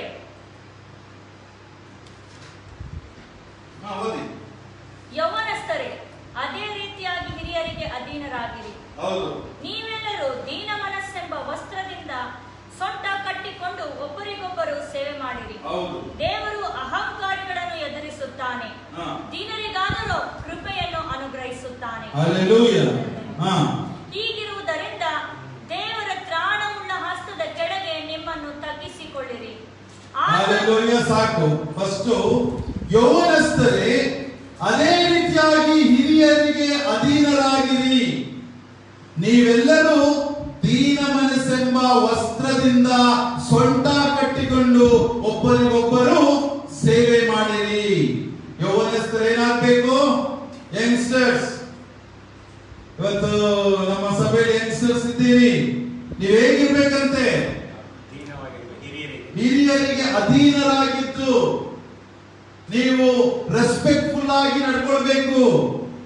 ನೀವು ಹಿರಿಯರೇನಾದ್ರೂ ಹೇಳ್ತಿರ್ಬೇಕಾದ್ರೆ ನೀವುಗಳು ಆಟಿಟ್ಯೂಡ್ಸ್ ಆಗಲಿ, ಬಿಹೇವಿಯರ್ ಆಗಲಿ, ಅವ್ರೇನು ಹೇಳೋದು ಬರೀ ಈ ರೀತಿ ಮಾಡಬೇಡಿ. ನೀವು ದೇವರಿಗೋಸ್ಕರ ಕರೆಯಲ್ಪಟ್ಟವರಾಗಿದ್ದೀರಿ. ಯೇಸು ಕ್ರಿಸ್ತನಲ್ಲಿ ಬಂದು ನೀವು ದೀಕ್ಷಾಸ್ನಾನ ಹೊಂದಿದ್ದೀರಿ. ಹಿರಿಯರಿಗೆ ಗೌರವ ಕೊಡಬೇಕು. ಯಾರು ಅದಕ್ಕೆ ಮೊದಲನೇ ವಾಕ್ಯದಲ್ಲಿ ಅವರು ಸಾಮಾನ್ಯ ನಿಮ್ಮೆಲ್ಲರೂ ಸಹ ಶ್ರೇಷ್ಠರೆಂದು ಎಣಿಸಿರಿ ಅಂತ ಹೇಳಿ ನಾವು ಮೊದಲೇ ನೋಡಿದ್ದೀವಿ. ಈಗ ಹಿರಿಯರಿಗೆ ನೀವು ಇನ್ನು ಏನ್ ಮಾಡಬೇಕು? ಅವರಿಗೆ ಅಧೀನರಾಗಿರ್ಬೇಕು. ನೀವು ನಿಮ್ಮ ಕುಟುಂಬದಲ್ಲಾಗಲಿ, ನೀವು ಕೆಲಸ ಮಾಡುವಂತ ಜಾಗದಲ್ಲಾಗಲಿ, ನಿಮ್ಮ ಸಭೆಗಳಲ್ಲಾಗಲಿ, ನಿಮ್ಮ ಅಕ್ಕಪಕ್ಕದ ಮನೆಯವರಾಗಲಿ, ನೀವು ಎಲ್ಲಿ ಬಿಸ್ನೆಸ್ ಮಾಡುತ್ತಿರುವ ಜಾಗಗಳಾಗಲಿ, ನೀವು ಹೇಗಿರ್ಬೇಕು? ಹಿರಿಯರಿಗೆ ಅಧೀನರಾಗಿದ್ದು ಅವರು ಏನ್ ಹೇಳ್ತಾರೋ ನಾವು ಕೇಳಿಕೊಂಡು, ಅಂದ್ರೆ ತಪ್ಪು ಹೇಳಿದ್ರೆ ಅಂತಲ್ಲ, ಅಧೀನರಾಗಿದ್ದು ನೀವೆಲ್ಲರೂ ದೀನ ಮನಸ್ಸೆಂಬ ವಸ್ತ್ರದಿಂದ ಸೊಂಟ ಕಟ್ಟಿಕೊಂಡು ಒಬ್ಬರಿಗೊಬ್ಬರು ಸೇವೆ ಮಾಡಿರಿ. ಏನ್ ಮಾಡ್ಬೇಕಂತೆ? ಯಾವನ್ನ ಈಗ ಸೊಂಟ ಕಟ್ಕೋಬೇಕು ನೀವು? ದೀನ ಮನಸ್ಸೆಂಬ ವಸ್ತ್ರವನ್ನು. Hallelujah, hallelujah. ನಾವು ಬಟ್ಟೆಯಿಂದ ಹೊರಗಡೆ ಬರಕ್ಕಾಗುತ್ತಾ? ಬಟ್ಟೆಯಿಂದ ಬರಕ್ಕಾಗುತ್ತಾ? ನಾವು ಬಟ್ಟೆ ಹಾಕೊಂಡೇ ನಾವು ಹೊರಗಡೆ ಬರಬೇಕು. ಅದೇ ರೀತಿಯಲ್ಲಿ ದೀನತೆ ಎಂಬುದು ಯಾವಾಗಲೂ ಈ ಬಟ್ಟೆ ಹೇಗೆ ನಾವು ಧರಿಸಿಕೊಂಡೇ ಇರ್ತೀವೋ, ದೀನತೆ ಎಂಬುವಂಥದ್ದು ಯಾವಾಗಲೂ ಸೊಂಟಕ್ಕೆ ನಾವು ಕಟ್ಟಿಕೊಂಡು ಓಡಾಡಬೇಕು. ಹಲ್ಲೆಲೂಯಾ. ಎಷ್ಟು ಬ್ಯೂಟಿಫುಲ್ ಆಗಿದೆ ವಾಕ್ಯ ನೋಡ್ರಿ ಇದು. ಎಷ್ಟು ದೀನ ಮನಸ್ಸೆಂಬ ವಸ್ತ್ರದಿಂದ ಸೊಂಟ ಕಟ್ಟಿಕೊಂಡು ಒಬ್ಬರಿಗೊಬ್ಬರು ಸೇವೆ ಮಾಡ್ರಿ. ನೀವು ಬಾಯಿ ಮಾತಿಂದ ಹೇಳಂತದಲ್ಲ, ನಾನು ಸೇವೆ ಮಾಡ್ತೀನಿ ಅಂತ. ಸೂರಜ್ ಸುಮಾರು ಟೈಮ್ ಹೇಳಿದ್ದಾನೆ, ನಾನು ಮಿನಿಸ್ಟ್ರಿಗೆ ಒಪ್ಪಿಸ್ಕೊಟ್ಟಿದ್ದೀನಿ ಅಂತ. ಅದು ಹೇಳಂತದಲ್ಲ. ನಾನು ಎಷ್ಟೋ ಸತಿ ನಾನಂತೂ ಸೇವೆ ಒಪ್ಪಿಸ್ಕೊಟ್ಟಿದ್ದೀನಿ ಅಂತ ಎತ್ತಿಕ್ಕಿದ್ದಂಗೆ ದೇವರು ನನಗೆ ಈ ಸೇವೆಗೆ ಕೊಟ್ಬಿಟ್ಟಿದ್ದಾನೆ. ನನಗೆ ಇಷ್ಟು ವರ್ಷದಲ್ಲಿ ನಾನು ಮಿನಿಸ್ಟ್ರಿಗೆ ಬರಬೇಕು, ಸೇವೆ ಮಾಡಬೇಕು, ನನಗೆ ಐಡಿಯಾನೇ ಇಲ್ಲ. ನಾನು ಏನಿದ್ರು ಬಿಸ್ನೆಸ್ ಮಾಡಬೇಕು, ಪೊಲಿಟಿಕಲ್ ಅಲ್ಲಿ ನಾನು ಮುಂದೆ ಬರಬೇಕು, ನಾನು ದೊಡ್ಡ ಡೆವಲಪರ್ ಬಿಲ್ಡರ್ ಆಗಿರ್ಬೇಕು, ಈ ರೀತಿ ನನ್ನ ಆಸೆಗಳು ಡ್ರೀಮ್ಸ್ ಇತ್ತು. ಆದ್ರೆ ದೇವರು ಗೊತ್ತಿಲ್ಲ ನನಗೆ ಈ ರೀತಿಯಾದ ಸೇವೆ ಕೊಟ್ಬಿಟ್ಟಿದ್ದಾನೆ. ಎಷ್ಟೋ ಜನ ಸೇವೆ ಮಾಡ್ತೀನಿ ಅಂತ ಬಂದಿರೋರು ಅವರು ಹಿಂದ್ಗಡೆ ಹೋಗಿ ನಿಂತಿದ್ದಾರೆ. ಬಟ್ ನಾನಿವತ್ತು ದೇವರು ಇಲ್ಲಿ ನಿಲ್ಲಿಸಿದ್ದಾನೆ. ದೇವರಿಗೆ ಮಹಿಮೆ. ನನಗೆ ಗೊತ್ತಿಲ್ಲ ದೇವರು ಯಾವ ರೀತಿ ಮುಂದಿನ ದಿವಸಗಳು ನಡೆಸ್ತಾನೆ ಅಂತ ಗೊತ್ತಿಲ್ಲ. ಅಕಸ್ಮಾತ್ ದೇವರು ಎಲ್ಲಾನು ಬಿಟ್ಬಿಟ್ಟು ನನ್ನ ಹತ್ರ ಬಂದ್ಬಿಡಪ್ಪ ಅಂತ ಕೂರ್ತಾನೋ ಅನ್ನೋದು ನನಗೆ ಗೊತ್ತಿಲ್ಲ. ಬಟ್ ನಾನು ದೇವರ ಚಿತ್ತಕ್ಕೆ ಒಪ್ಪಿಸಿದ್ದೇನೆ. ನನ್ನ ಲ್ಯಾಂಡ್ ಇಶ್ಯೂ 6 ವರ್ಷದಿಂದ ಅದು ಮುಗಿತಾನೇ ಇಲ್ಲ. ಕಷ್ಟದ ಮೇಲೆ ಕಷ್ಟ, ಆದ್ರೆ ನಾನು ಯಾವುದಕ್ಕೂ ಭಯಪಡುವವನಲ್ಲ. ಯಾಕಂದ್ರೆ ನನ್ನಲ್ಲಿರುವಾತನು ದೇವರು. ಈ ಕಷ್ಟಗಳು ಅಲ್ಪವೆಂದು ಎಣಿಸುತ್ತೇನೆ. ಈ ವೈರಿ ಶತ್ರುಗಳನ್ನ ನೋಡಿ ಎದುರೋದಿಲ್ಲ ನಾನು. ದೇವರು ತಕ್ಕ ಸಮಯದಲ್ಲಿ ಏನ್ ಮಾಡ್ತಾನಂತೆ? ನೆಕ್ಸ್ಟ್ ವಾಕ್ಯ ಓದಿ. ಆತನು ತಕ್ಕ ಕಾಲದಲ್ಲಿ ನಿಮ್ಮನ್ನು ಮೇಲಕ್ಕೆ ತರುವನು. ಹಲ್ಲೆಲೂಯಾ. ಒಬ್ಬರಿಗೊಬ್ಬರು ಸೇವೆ ಮಾಡಿರಿ. ದೇವರು ಅಹಂಕಾರಿಗಳನ್ನು ಎದುರಿಸುತ್ತಾನೆ, ದೀನರಿಗಾದರೂ ಕೃಪೆಯನ್ನು ಅನುಗ್ರಹಿಸುತ್ತಾನೆ. ಹೀಗಿರುವುದರಿಂದ ದೇವರ ತ್ರಾಣವುಳ್ಳ ಅಸ್ತ್ರದ ಕೆಳಗೆ ನಿಮ್ಮನ್ನು ತಗ್ಗಿಸಿಕೊಳ್ಳಿರಿ. ದೇವರು ಏನ್ ಮಾಡ್ತಾನಂತೆ? ಅಹಂಕಾರಿಗಳನ್ನು ಎದುರಿಸುತ್ತಾನೆ. ನನ್ನ ವಿರುದ್ಧವಾಗಿ ಬರುತ್ತಿರುವ ಎಷ್ಟೋ ಜನರಿರ್ಬೋದು, ಅವರ ಅಹಂಕಾರದಿಂದ ನಾನು ಜೇಸುದಾಸನ್ನು ತುಳಿದು ಬಿಡ್ತೇನೆ ಅಂತ ಹೇಳಿ ಅವರು ಬರ್ತಾ ಇರ್ಬೋದು. ಜೇಸುದಾಸನ್ನು ನಾನು ಈ ರೀತಿ ಮಾಡ್ತೇನೆ ಅಂತ ಇರ್ಬೋದು ಅವರ ಯೋಚನೆ. ಆದ್ರೆ ನಾನು ದೀನತೆಯಿಂದ ನಡೆಯುವಾಗ ಅವನ ಅಹಂಕಾರ ಪಡೆದಾದ್ರೆ ಪಡ್ಲಿ. ದೇವರ ವಾಕ್ಯ ಏನಿದೆ, ಅವನ ಅಹಂಕಾರಗಳನ್ನು ದೇವರೇ ಎದುರಿಸ್ತಾನೆ. ನಮ್ಮ ವಿರುದ್ಧವಾಗಿ ಅಹಂಕಾರದಿಂದ ಬರುವವರನ್ನು ದೇವರೇನ್ ಮಾಡ್ತಾನಂತೆ? ಅವನ ಎದುರಿಸ್ತಾನೆ. ಆದ್ರೆ ನಾವು ದೀನತೆಯಿಂದ ನಡೆಯಬೇಕು. ಹಲ್ಲೆಲೂಯಾ. ದೀನರಿಗಾದರೂ ಕೃಪೆಯನ್ನು ಅನುಗ್ರಹಿಸುತ್ತಾನೆ. ಹೀಗಿರುವುದರಿಂದ ದೇವರ ತ್ರಾಣವುಳ್ಳ ಹಸ್ತದ ಕೆಳಗೆ ನಿಮ್ಮನ್ನು ತಗ್ಗಿಸಿಕೊಳ್ಳಿರಿ. ಯಾರ ಕೆಳಗೆ? ದೇವರ ತ್ರಾಣವುಳ್ಳ ಹಸ್ತದ ಕೆಳಗೆ. ಆತನ ಸಮೀಪಕ್ಕೆ ಬನ್ನಿರಿ ಅಂತ ಹೇಳಿದ್ರು. ಈಗ ಆತನ ತ್ರಾಣವುಳ್ಳ ಹಸ್ತದ ಕೆಳಗೆ ನಮ್ಮನ್ನು ತಗ್ಗಿಸಿಕೊಳ್ಳಬೇಕು. ಮತ್ತೆ ಮತ್ತೆ ಹೇಳ್ತೇನೆ, ನಾಟಕವಾಗಿ ಅಲ್ಲ, ಹೃದಯದಿಂದ ದೀನತೆ ಹುಟ್ಟಬೇಕು. No drama. ಡ್ರಾಮ್ಯಾಟಿಕಲ್ ಲೈಫ್ ಏನು ನಡೆಯೋದಿಲ್ಲ ದೇವರ ಬಳಿಯಲ್ಲಿ. ನಾಟಕೀಯ ಜೀವನ ದೇವರಿಗೆ ಎಣಿಸುವುದಿಲ್ಲ. ದೇವರಿಗೆ ಗೊತ್ತಾಗುತ್ತೆ. ನಾವೆಷ್ಟೇ ನಾಟಕ ಆಡಿದ್ರು ದೇವರಿಗೆ ಗೊತ್ತಾಗುತ್ತೆ. ಸುಮ್ಮನೆ ನೋಡೋರ ಮುಂದೆ ಮಾತ್ರ ನಾನು ಒಳ್ಳೆ ರೀತಿಯಲ್ಲಿ ನಾಟಕ ಮಾಡಿದ್ರೆ ದೇವರು ಚೆನ್ನಾಗಿ ಗೊತ್ತಾಗುತ್ತೆ. ನಾನು ಮತ್ತೆ ಮತ್ತೆ ಹೇಳ್ತೇನೆ, ಆ ಮನುಷ್ಯನಿಗೆ ಗೊತ್ತಾಗದೇ ಇರ್ಬೋದು ಆ ಮೂಮೆಂಟ್ ಅಲ್ಲಿ. ಆದ್ರೆ ದೇವ್ರಿಗೆ ಮಾತ್ರ ಚೆನ್ನಾಗಿ ಗೊತ್ತಿರುತ್ತೆ, ಇವಳು ನಾಟಕ ಆಡ್ತಿದ್ದಾಳೆ, ಇವನು ನಾಟಕ ಆಡ್ತಿದ್ದಾನೆ, ನೋಡಕ್ ಮಾತ್ರ ದೀನತೆಯಿಂದ ಇದ್ದೇನೆ ಅಂತೇಳಿ ವರ್ತಿಸ್ತಿದ್ದಾಳೆ, ಬಿಹೇವ್ ಮಾಡ್ತಿದ್ದಾನೆ. ಒಳಗೆ ಮಾತ್ರ ಅವನ ಕೈಯಾದ ಏನೆಲ್ಲ ಯೋಚನೆಗಳಿದೆಯೋ ಅದು ಒಳಗಿದೆ ಅಂತ ದೇವರಿಗೆ ಮಾತ್ರ ಗೊತ್ತಿರುತ್ತೆ.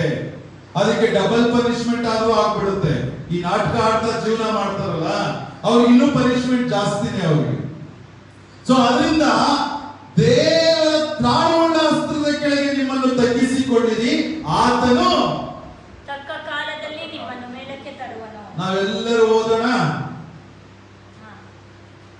ಹೀಗಿರುವುದರಿಂದ ನಾನು ಓದ್ತೀನಿ, ನೀವೆಲ್ಲ ಹೇಳಿ. ಹೀಗಿರುವುದರಿಂದ ದೇವರ ತ್ರಾಣವುಳ್ಳ ಹಸ್ತದ ಕೆಳಗೆ ನಿಮ್ಮನ್ನು ತಗ್ಗಿಸಿಕೊಳ್ಳಿರಿ. ಆತನು ತಕ್ಕ ಕಾಲದಲ್ಲಿ ನಿಮ್ಮನ್ನು ಮೇಲಕ್ಕೆತ್ತುವನು. ಹಲ್ಲೆಲೂಯಾ. ಇವತ್ತು ಹೆದರಬೇಡಿ ನೀವು. ಏನ್ ನಾನು ಇನ್ನೂ ಹೀಗೆ ಇದ್ದೀನಿಲ್ಲ, ಯಾಕೆ ನನ್ನಲ್ಲಿ ಏನು ನಡೆದಿಲ್ಲ, ನೀವು ಹೆದರಬೇಡಿ. ಕೆಲವರು ಅಹಂಕಾರದಿಂದ ಈ ರೀತಿಯಾಗಿ ಇರಬಹುದು, ಕೆಲವರು ಶೋಧನೆಗೆ ಒಳಪಟ್ಟು ಈ ರೀತಿ ಇರಬಹುದು. ಆದ್ರಿಂದ ನೀವು ಹೆದರಬೇಡಿ. ತಕ್ಕ ಕಾಲದಲ್ಲಿ ನಿಮ್ಮನ್ನು ಏನ್ ಮಾಡ್ತಾರಂತೆ? ಮೇಲಕ್ಕೆತ್ತುತ್ತಾನೆ. ಹಲ್ಲೆಲೂಯಾ. ಯೇಸು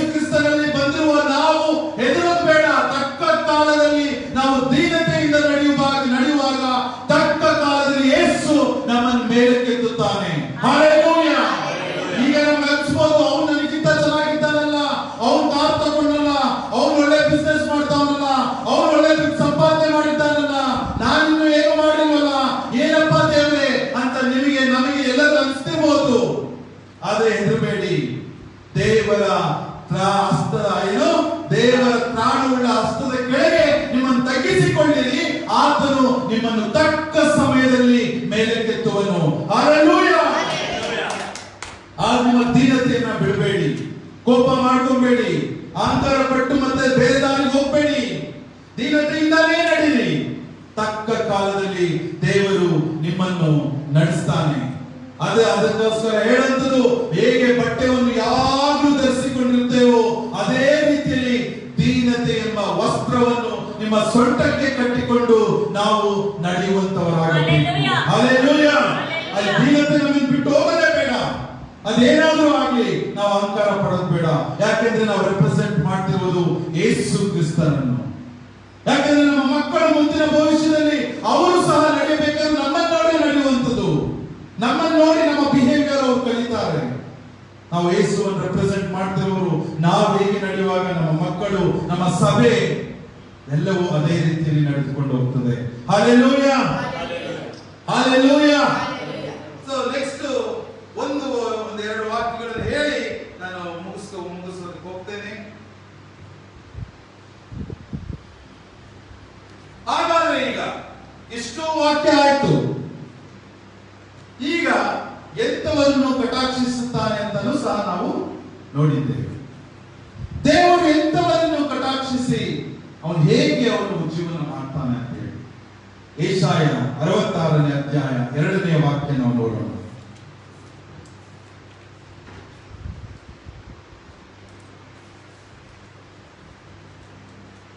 Isaiah chapter 66 verse 2.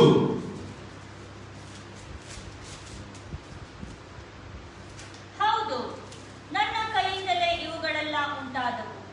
ನಾನು ಕಟಾಕ್ಷಿಸುವವನು ಎಂತವನೆಂದರೆ ದೀನನು, ಮನಮುರಿದವನು, ನನ್ನ ಮಾತಿಗೆ ಭಯಪಡುವವನು ಆಗಿರುವವನೇ. ಹಲ್ಲೆಲೂಯಾ. ಹಲ್ಲೆಲೂಯಾ. ಹಾಗಾದ್ರೆ ಈಗ ದೇವರು ಎಂತವರನ್ನು ಕಟಾಕ್ಷಿಸ್ತಾನಂತೆ. ಈಗ ನಾನು ಕಟಾಕ್ಷಿಸುವವನು ಎಂತವನೆಂದರೆ ದೀನನು, ಮನಮುರಿದವನು, ತನ್ನ ಮಾತಿಗೆ ಭಯಪಡುವವನು ಆಗಿರುವವನೇ. ಹಲ್ಲೆಲೂಯಾ. ಇಂಥವರಿಗೆ ಈಗ ದೇವರು ಏನ್ ಮಾಡ್ತಾರೆ, ನೀವೇನಾದ್ರೂ ಇದೇ ರೀತಿ ನಡೆಯುತ್ತಿದ್ರೆ, ಹೌದು ನಾನೇನು ದೀನತೆಯಿಂದಾನೇ ಇದ್ದೇನೆ, ಅಹಂಕಾರಿ ಆಗಿಲ್ಲ, ಈ ರೀತಿಯಾಗಿ ನಡೆದು ನಾವು ಸಕ್ಸಸ್ ಏನು ಮಾಡಕ್ಕಾಗಿಲ್ಲ. ದೇವರು ಹೇಳ್ತಾನೆ, ನಾನು ಕಟಾಕ್ಷಿಸುವನು ಎಂತವನೆಂದರೆ ದೀನನು, ಮನಮುರಿದವನು. ಯಾರು ದೀನತೆಯಿಂದ ಇರ್ತಾರೋ, ಯಾರು ದೀನತೆಯಿಂದ ನಡೆಯುತ್ತಿರ್ತಾರೋ, ಯಾರು ದೇವರಿಗೆ ಭಯಪಟ್ಟು ನಡೆಯುತ್ತಿರ್ತಾರೋ, ದೇವರು ಏನ್ ಮಾಡ್ತಾನಂತೆ, ಅವನನ್ನು ಕಟಾಕ್ಷಿಸುತ್ತಾನೆ. ಸೇಮ್ ಐಸಾಯ 57:5 ನೋಡಿ, ಸೇಮ್ ವಾಕ್ಯ. ಮತ್ತೆ ತಿರ್ಗಾ ಐಸಾಯ 57:15. ಸದಮನ ನೆನೆಸಿಕೊಂಡು ಶಾಶ್ವತ ಲೋಕದಲ್ಲಿ ನಿತ್ಯ ನಿವಾಸಿಯಾದ ಮಹೋನ್ನತನು ಹೀಗೆನ್ನುತ್ತಾನೆ, ಉನ್ನತ ಲೋಕವೆಂಬ ಪವಿತ್ರಾಲಯದಲ್ಲಿ ವಾಸಿಸುವ ನಾನು ಜಜ್ಜಿ ಹೋದ ದೀನ ಮನದೊಂದಿಗೆ ಇಟ್ಟುಕೊಂಡು ದೀನನ ಆತ್ಮವನ್ನು, ಜಜ್ಜಿ ಹೋದ ಮನಸ್ಸನ್ನು ಉಜ್ಜೀವಿಸುವವನಾಗಿದ್ದೇನೆ. ಹಲ್ಲೆಲೂಯಾ. ಸದಮನ ನೆನೆಸಿಕೊಂಡು ಶಾಶ್ವತ ಲೋಕದಲ್ಲಿ ನಿತ್ಯ ನಿವಾಸಿಯಾದ ಮಹೋನ್ನತನು ಅಂದ್ರೆ ಯಾರು ಹೇಳ್ತಾ ಇರೋದು? ದೇವರಾಗಿರುವ ಯೆಹೋವನು ಹೇಳ್ತಾ ಇರೋದು. ಉನ್ನತ ಲೋಕವೆಂಬ ಪವಿತ್ರಾಲಯದಲ್ಲಿ ವಾಸಿಸುವ ನಾನು ಜಜ್ಜಿ ಹೋದ ದೀನ ಮನದೊಂದಿಗೆ ಇದ್ದುಕೊಂಡು ದೀನನ ಆತ್ಮವನ್ನು, ಜಜ್ಜಿ ಹೋದ ಮನಸ್ಸನ್ನು ಉಜ್ಜೀವಿಸುವವನಾಗಿದ್ದೇನೆ. ಹಲ್ಲೆಲೂಯಾ. ಇವತ್ತು ನಾವು ತುಂಬಾ ಕಷ್ಟಗಳಿಂದ ನಮ್ಮ ಮನಸ್ಸು ಜಜ್ಜಿ ಹೋಗಿರಬಹುದು, ನಮ್ಮ ಮನಸ್ಸು ಮುರಿದು ಹೋಗಿರಬಹುದು. ಏನೀಗ ಆಗ್ತಾ ಇದೆಯಲ್ಲ ಎಂಬುವಂಥದ್ದು ನಾವು, ನಮ್ಮ ಮನಸ್ಸು, ಹೃದಯವು ಜಜ್ಜಿ ಹೋಗಿರಬಹುದು. ಆದರೆ ದೇವರ ವಾಕ್ಯ ಹೇಳ್ತಾ ಇದೆ, ಏನಂತ ಹೇಳ್ತಾ ಇದೆ? ಅದು ಉನ್ನತ ಲೋಕ ಎಂಬ ಪವಿತ್ರಾಲಯದಲ್ಲಿ ವಾಸಿಸುವ ನಾನು, ದೇವರು ಹೇಳ್ತಿರೋದು, ಜಜ್ಜಿ ಹೋದ ದೀನ ಮನದೊಂದಿಗೆ ಇದ್ದುಕೊಂಡು ದೀನನ ಆತ್ಮವನ್ನು, ಜಜ್ಜಿ ಹೋದ ಮನಸ್ಸನ್ನು ಉಜ್ಜೀವಿಸುವವನಾಗಿದ್ದೇನೆ. ಯಾರಂತೆ? ಉಜ್ಜೀವನ ಮಾಡ್ತಾನಂತೆ ದೇವರು. ನೀವು ಎದುರು ಬೇಡ್ರಿ. ನಿಮ್ಮ ಮನಸ್ಸು ಜಜ್ಜಿ ಹೋಗಿರ್ಬೋದು, ನಿಮ್ಮ ಹೃದಯವು ಕುಂದಿ ಹೋಗಿರ್ಬೋದು, ಹೋಗಿರ್ಬೋದು, ಕಷ್ಟಗಳನ್ನು ನೋಡಿ ನೀವು ಬಾಡಿ ಹೋಗಿರ್ಬೋದು. ಆದ್ರೆ ದೇವರ ವಾಕ್ಯ ಹೇಳುತ್ತದೆ, ದೀನನ ಮನಸ್ಸನ್ನು ನಾವೇನ್ ಮಾಡ್ತಾನಂತೆ, ಚಚ್ಚಿ ಹೋದ ಮನಸ್ಸನ್ನು ಏನ್ ಮಾಡ್ತಾನಂತೆ, ಉಜ್ಜೀವಿಸನಾಗಿ ಮಾಡ್ತೇನೆ ಅಂತ ಹೇಳ್ತಾನೆ ದೇವರು. ಸೊ ಇಲ್ಲ, ನೀವೆಷ್ಟು ದೀನ ಮನಸ್ಸುಳ್ಳವರಾಗಿ ಎದುರಿಸಕ್ಕಾಗದೇ ಇರುವುದು ನಿಮಗೆ, ಆದ್ರೆ ನಿಮ್ಮ ದೀನ ಮನಸ್ಸು ಅದು ವೀಕ್ನೆಸ್ ಅಲ್ಲ. ಅದು ನೀವು ದೀನತೆಯಿಂದ ಇರುವಂತದ್ದು ಕೆಲವರು ನೋಡ್ಬಿಟ್ಟು ದೀನತೆಯಿಂದ ಇರುವುದು ಕೆಲವರು ಏನ್ ಹೇಳ್ತಾರೆ, ಇವರು ವೀಕ್ನೆಸ್ ಅನ್ಕೊಳ್ತಾರೆ. ಅದು ವೀಕ್ನೆಸ್ ಅಲ್ಲ. ಅವನು ಕೈಯಲ್ಲಿ ಏನು ಸಾಧಿಸಕ್ ಆಗ್ತಾ ಇಲ್ಲ ಅಂತೇಳಿ ಅವನು ಸುಮ್ಮನೆ ಕೂತಿಲ್ಲ. ಅದು it is not is weakness, ಅವನ ದೀನತೆ ಅದು. It is his humbleness, it is his kindness. ಕೆಲವರು ಅನ್ಕೊಳ್ತಾರೆ ಅದನ್ನ ವೀಕ್ನೆಸ್ ಅನ್ಕೊಳ್ತಾರೆ. ಇಲ್ಲ, ದೀನತೆ ಉಳ್ಳವರು ತುಂಬಾ ಸ್ಟ್ರಾಂಗೆಸ್ಟ್ ಪೀಪಲ್ ಅಂತೆ. ಹಲ್ಲೆಲೂಯಾ. ಸತ್ಯವೇದ ದೀನತೆ ಉಳ್ಳವರು ಸ್ಟ್ರಾಂಗೆಸ್ಟ್ ಆಗಿರ್ತಾರಂತವರು. ಅವರು ಏನು ಜೋರಾಗಿ ಹೊಡೆಯೋದು ಎದುರಿಸೋದಂತ ಮಾತ್ರ ಸ್ಟ್ರಾಂಗ್ ಅಲ್ಲ, ದೀನತೆಯಿಂದ ನಡಿಬೇಕಾದ್ರೆ ಅವ್ರು ತುಂಬಾ ಸ್ಟ್ರಾಂಗ್ ಆಗಿರ್ಬೇಕು. ಯಾಕಂದ್ರೆ ಅದೆಲ್ಲ ಸಹಿಸ್ಕೋಬೇಕಾದ್ರೆ ಅವ್ನಿಗೆ ಸ್ಟ್ರಾಂಗ್ ಆಗಿರ್ಬೇಕು ತಾನೆ. ಅವನು ಈ ಬರುವಂತ ಕಷ್ಟಗಳು, ಆಡುವಂತ ಮಾತುಗಳು, ಅವನ ವಿರುದ್ಧವಾಗಿ ಆಡುವಂತ ಮಾತುಗಳು, ಇದೆಲ್ಲ ಕೇಳ್ಕೊಂಡಿರ್ಬೇಕಾದ್ರೆ ದೀನತೆ ಉಳ್ಳ ಮನುಷ್ಯನೇ ಆಗಿರ್ಬೇಕು. ಅವನು ತುಂಬಾ ಸ್ಟ್ರಾಂಗ್. ಬಟ್ ಜನ ಏನ್ ಮಾಡ್ಕೊತಾರೆ, ಅವನ ವೀಕ್ನೆಸ್ ಅನ್ಕೊಳ್ತಾರೆ. ಇವನ್ ಕೈಲಿ ಏನು ಮಾಡಕ್ ಆಗ್ತಾ ಇರೋನು ಅಂತ. But is not is weakness, is the strongest person. Hallelujah. ಅದಕ್ಕಾಗಿ ದೇವರು ಅಂತವನನ್ನು ಉಜ್ಜೀವಿಸಗೊಳಿಸುತ್ತಾನೆ. ಹಲ್ಲೆಲೂಯಾ. ಸೊ ಹಾಗೆ ನಾವು ದಾನಿಯೇಲನ ನಾವು ಈಗ ಯಾಕಂತ ಹೇಳಿದ್ರೆ ಈ ವಾಕ್ಯ ನಾನು ಹೇಳಕ್ ಹೋಗ್ತೀನಿ ಅಂದ್ರೆ, ದೇವರು ರಾಜನನ್ನು ಸಹ ಅವನು ಹೇಗೆ ಕೆಳಗಿಳಿಸ್ಬಿಡ್ತಾನೆ ಅಂತ ಹೇಳಿದ್ರೆ, ದಾನಿಯೇಲ 5ನೇ ಅಧ್ಯಾಯ 20ನೇ ವಾಕ್ಯವನ್ನು ನೋಡೋಣ.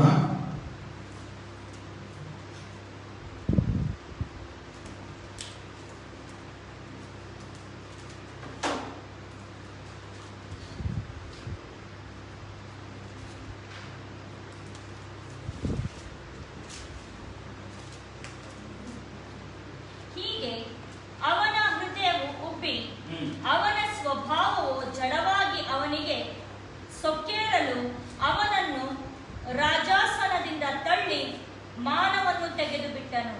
ಹಲ್ಲೆಲೂಯಾ. ಹಲ್ಲೆಲೂಯಾ. 5:20 ದಾನಿಯೇಲ 5:20 ನೋಡ್ತೇವೆ, ಹೀಗೆ ಅವನ ಹೃದಯವು ಉಬ್ಬಿ ಅವನ ಸ್ವಭಾವವು ಜಡವಾಗಿ ಅವನಿಗೆ ಸೊಕ್ಕೇರಲು ಅವನನ್ನು ರಾಜಸ್ಥಾನದಿಂದ ತಳ್ಳಿ ಮಾನವನ್ನು ತೆಗೆದು ಬಿಟ್ಟನು. ಹಲ್ಲೆಲೂಯಾ. ಯಾರಿಗೆ ಅಲ್ಲಿ? ಅವನು ದೊಡ್ಡ ರಾಜ, ಆಕ್ಚುಲಿ ದೊಡ್ಡ ರಾಜ. ಅವನಿಗೆ ಒಂದು ಕನಸು ಸಹ ಬೀಳುತ್ತೆ. ಅವನು ದಾನಿಯೇಲನಿಗೂ ಇದ್ರ ಕನಸನ್ನ ಏನು ಅಂತ ಕೇಳ್ತಾನೆ. ಅವನು ಅಲ್ಲಿರುವಂತ ಮಂತ್ರಿಗಳು ಆ ಕನಸನ್ನು ಸಹ ಹೇಳೋದಿಲ್ಲ. ಆದ್ರೆ ಇವನಿಗೆ ಹೇಳಿದಾಗ ದೇವರು, ಯಾರೇ ಆಗಿದ್ರು ಸರಿ, ದೇವರು ಏನ್ ಮಾಡ್ತಾನಂತೆ, ಅವನನ್ನು ಕಿತ್ತಿ ಅವನ ಮಾನವನ್ನು ತೆಗೆದು ಬಿಡ್ತಾನಂತೆ. ಹಲ್ಲೆಲೂಯಾ. ಹಲ್ಲೆಲೂಯಾ. ನಾವು ಯಾವಾಗಲೂ ಸೊಕ್ಕೇರಿ ಆ ರೀತಿ ನಡಿಬಾರದು, ಅಹಂಕಾರದಿಂದ ನಡಿಬಾರದು. ಯಾವ ಸ್ಥಾನದಿಂದಲೂ ಬೇಕಾದ್ರೆ ಕಿತ್ತು ಹಾಕ್ಬಿಡ್ತಾನೆ. ಅವನ ಮಾನವನ್ನು ತೆಗೆದು ಬಿಟ್ಟಿದ್ದಾನೆ. ಇಲ್ಲಿ ಈ ವಾಕ್ಯದಲ್ಲಿ ನೋಡಬಹುದು. ಎಷ್ಟೋ ಜನರ ಜೀವಿತದಲ್ಲಿ ಅದು ಇದೇ ರೀತಿ ಆಗುತ್ತದೆ. ಆ ರೀತಿಯಾಗಿ ನಾವು ನಡೆದುಕೊಳ್ಳದೆ ನಾವು ಏನಾಗಿರ್ಬೇಕು, ದೇವರಲ್ಲಿ ದೀನತೆಯಿಂದ ನಡಿಬೇಕು. ದೀನತೆಯಿಂದ ನಡಿಬೇಕಾದ್ರೆ ಪ್ರಾವರ್ಬ್ಸ್ 22:4 ಹೇಳಬೇಕಾದ್ರೆ, ಧನ ಮಾನ ಜೀವಗಳು ದೀನ ಭಾವಕ್ಕೂ ಯೆಹೋವನ ಭಯಕ್ಕೂ ಫಲ ಎಂಬುವಂಥದ್ದು ನಾವು ನೋಡ್ತೇವೆ. ಏನ್ ನೋಡ್ತೇವೆ? ಧನ ಮಾನ ಜೀವಗಳು ದೀನ ಭಾವಕ್ಕೂ ಯೆಹೋವನ ಭಯಕ್ಕೂ ಫಲ ಅಂತೆ. ಅಂದ್ರೆ ನಾವು ಎಷ್ಟು ಯಾವದೆಲ್ಲ ನಮ್ಗೆ ಐಶ್ವರ್ಯ, ಮಾನ ಅಂದ್ರೆ ರೆಸ್ಪೆಕ್ಟ್, ಲೈಫ್, ನಾವೇನ ಇದು 2 ಪೂರ್ವಕರ ವೃತ್ತಾಂತ. ಕೊನೆಯದಾಗಿ ನಾನು ಈ ವಾಕ್ಯವನ್ನು, ಅನೇಕ ವಾಕ್ಯಗಳು ನಾನು ತಂದಿದ್ದೆ, ಆದರೆ ಇವತ್ತಿಗೆ ಇಷ್ಟು ಹೇಳುತ್ತೇನೆ. 2 ಪೂರ್ವಕಾಲ ವೃತ್ತಾಂತ, 2 Chronicles chapter 7:14. ಇದೆಲ್ಲರಿಗೂ ಗೊತ್ತಿರುವಂತ ವಾಕ್ಯ.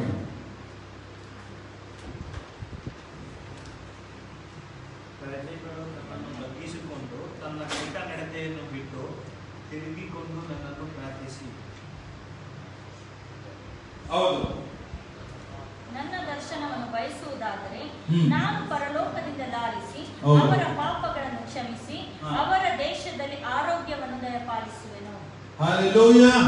ನನ್ನವರೆಂದು ಹೆಸರುಗೊಂಡ ನನ್ನ ಪ್ರಜೆಗಳು ತಮ್ಮನ್ನು ತಗ್ಗಿಸಿಕೊಂಡು ತಮ್ಮ ಕೆಟ್ಟ ನಡತೆಯನ್ನು ಬಿಟ್ಟು ತಿರುಗಿಕೊಂಡು ನನ್ನನ್ನು ಪ್ರಾರ್ಥಿಸಿ ನನ್ನ ದರ್ಶನವನ್ನು ಬಯಸುವುದಾದರೆ ನಾನು ಪರಲೋಕದಿಂದ ಲಾಲಿಸಿ ಅವರ ಪಾಪಗಳನ್ನು ಕ್ಷಮಿಸಿ ಅವರ ದೇಶದಲ್ಲಿ ಆರೋಗ್ಯವನ್ನು ದಯಪಾಲಿಸುವೆನು. ಯಾರೆಲ್ಲ ಇವತ್ತು ಅಕಸ್ಮಾತ್ ನಾನಾಗಿರ್ಬೋದು, ಸಭೆಯಲ್ಲಿ ನೀವು ಯಾರೇ ಆಗಿರ್ಬೋದು, ಅಥವಾ ಈ ಲೋಕದಲ್ಲಿ ಫೇಸ್ಬುಕ್ ಲೈವ್ ಅಲ್ಲಿ ನೋಡ್ತಿರುವವರು ಯಾರೇ ಆಗಿರ್ಲಿ, ಯಾರೆಲ್ಲ ಯೇಸುವಿನಲ್ಲಿ ಮತ್ತೆ ನೀವೇನಾದ್ರೂ ಅಹಂಕಾರದಿಂದ ಇದ್ದು ಅಥವಾ ಎಷ್ಟೋ ರೀತಿಯಾದ ಕೃತ್ಯಗಳನ್ನು ಮಾಡಿ ಅಹಂಕಾರಿಯಾಗಿ ನಡೆದಿದ್ರು ಸರಿ, ಈಗ ನೀವೇನ್ ಮಾಡ್ಬೇಕಂತೆ, ನನ್ನವರೆಂದು ಹೆಸರುಗೊಂಡ ನನ್ನ ಪ್ರಜೆಗಳು ತಮ್ಮನ್ನು ತಗ್ಗಿಸಿಕೊಂಡು ತಮ್ಮ ಕೆಟ್ಟ ನಡತೆಗಳನ್ನು ಬಿಟ್ಟು ತಿರುಗಿಕೊಂಡು ನನ್ನನ್ನು ಪ್ರಾರ್ಥಿಸಿ ನನ್ನ ದರ್ಶನವನ್ನು ಬಯಸುವುದಾದರೆ ನಾನು ಪರಲೋಕದಿಂದ ಲಾಲಿಸಿ ಅವರ ಪಾಪಗಳನ್ನು ಕ್ಷಮಿಸಿ ಅವರ ದೇಶದಲ್ಲಿ ಆರೋಗ್ಯವನ್ನು ಉಂಟು ಮಾಡುವೆನು. ಅಂದ್ರೆ ಆರೋಗ್ಯವನ್ನು ಉಂಟು ಮಾಡುವುದು ಮಾತ್ರ ಅಲ್ಲ, ಯೇಸು ದೇವರು ನೀವು ಯಾರೆಲ್ಲ ಇದ್ದೀರೋ ಸಾಧಿಸುವುದಕ್ಕೆ, ಸಕ್ಸಸ್ ಮಾಡುವುದಕ್ಕೆ, ಅಚೀವ್ಮೆಂಟ್ ಮಾಡುವುದಕ್ಕೆ, ದೇವರಿಂದ ಸಕ್ಸಸ್ಫುಲ್ ಪರ್ಸನ್ ಆಗುವುದಕ್ಕೆ ನೀವೇನ್ ಮಾಡ್ಕೋಬೇಕು,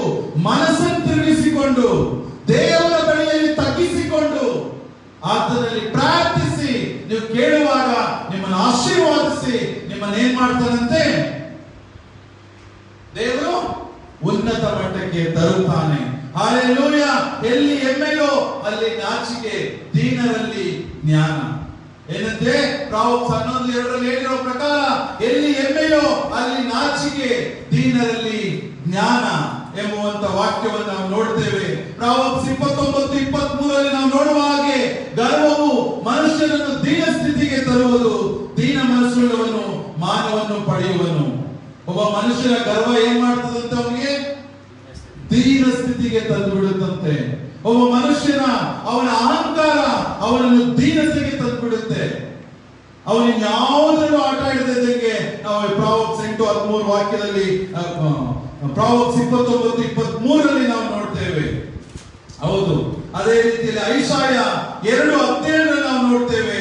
ಸಾಮಾನ್ಯರ ಗರ್ವವು ಕುಗ್ಗುವುದು, ಮುಖಂಡರ ಅಹಂಕಾರವು ಏನಾಗುತ್ತಂತೆ, ತಗ್ಗುವುದು.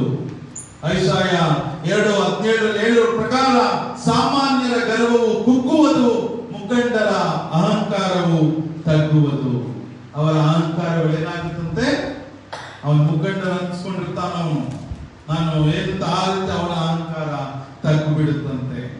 ಸೊ ಅದು ಆದ್ರಿಂದ ಇವತ್ತು ನಾನು ಈ ಒಂದು ವಾಕ್ಯ ದೀನತೆ ಎಂಬುವಂಥದ್ದು ಹೇಳಿರುವಂಥದ್ದು, ದಯವಿಟ್ಟು ಇದು 6ನೇ ವೆಪನ್ಸ್.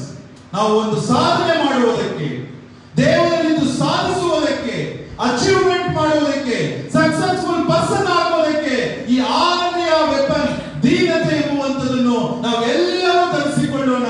ನಾವೆಲ್ಲರೂ ನಾವು ವಸ್ತ್ರದ ರೀತಿಯಲ್ಲಿ, ನಾನು ವಾಕ್ಯ ಹೇಳಿದ ರೀತಿಯಲ್ಲಿ ಸೊಂಟಕ್ಕೆ ನಾವು ಅದನ್ನು ಕಟ್ಟಿಕೊಂಡು ನಾವು ದೇವರ ಪ್ರಾಣವುಳ್ಳ ಹಸ್ತದ ಕೆಳಗೆ ನಮ್ಮನ್ನು ತಗ್ಗಿಸಿಕೊಂಡು ನಾವು ನಡೆಯೋಣ ಅಂತ ಹೇಳಿ ನಾನು ಎಲ್ಲರಲ್ಲೂ ಕೇಳಿಕೊಳ್ತೇನೆ.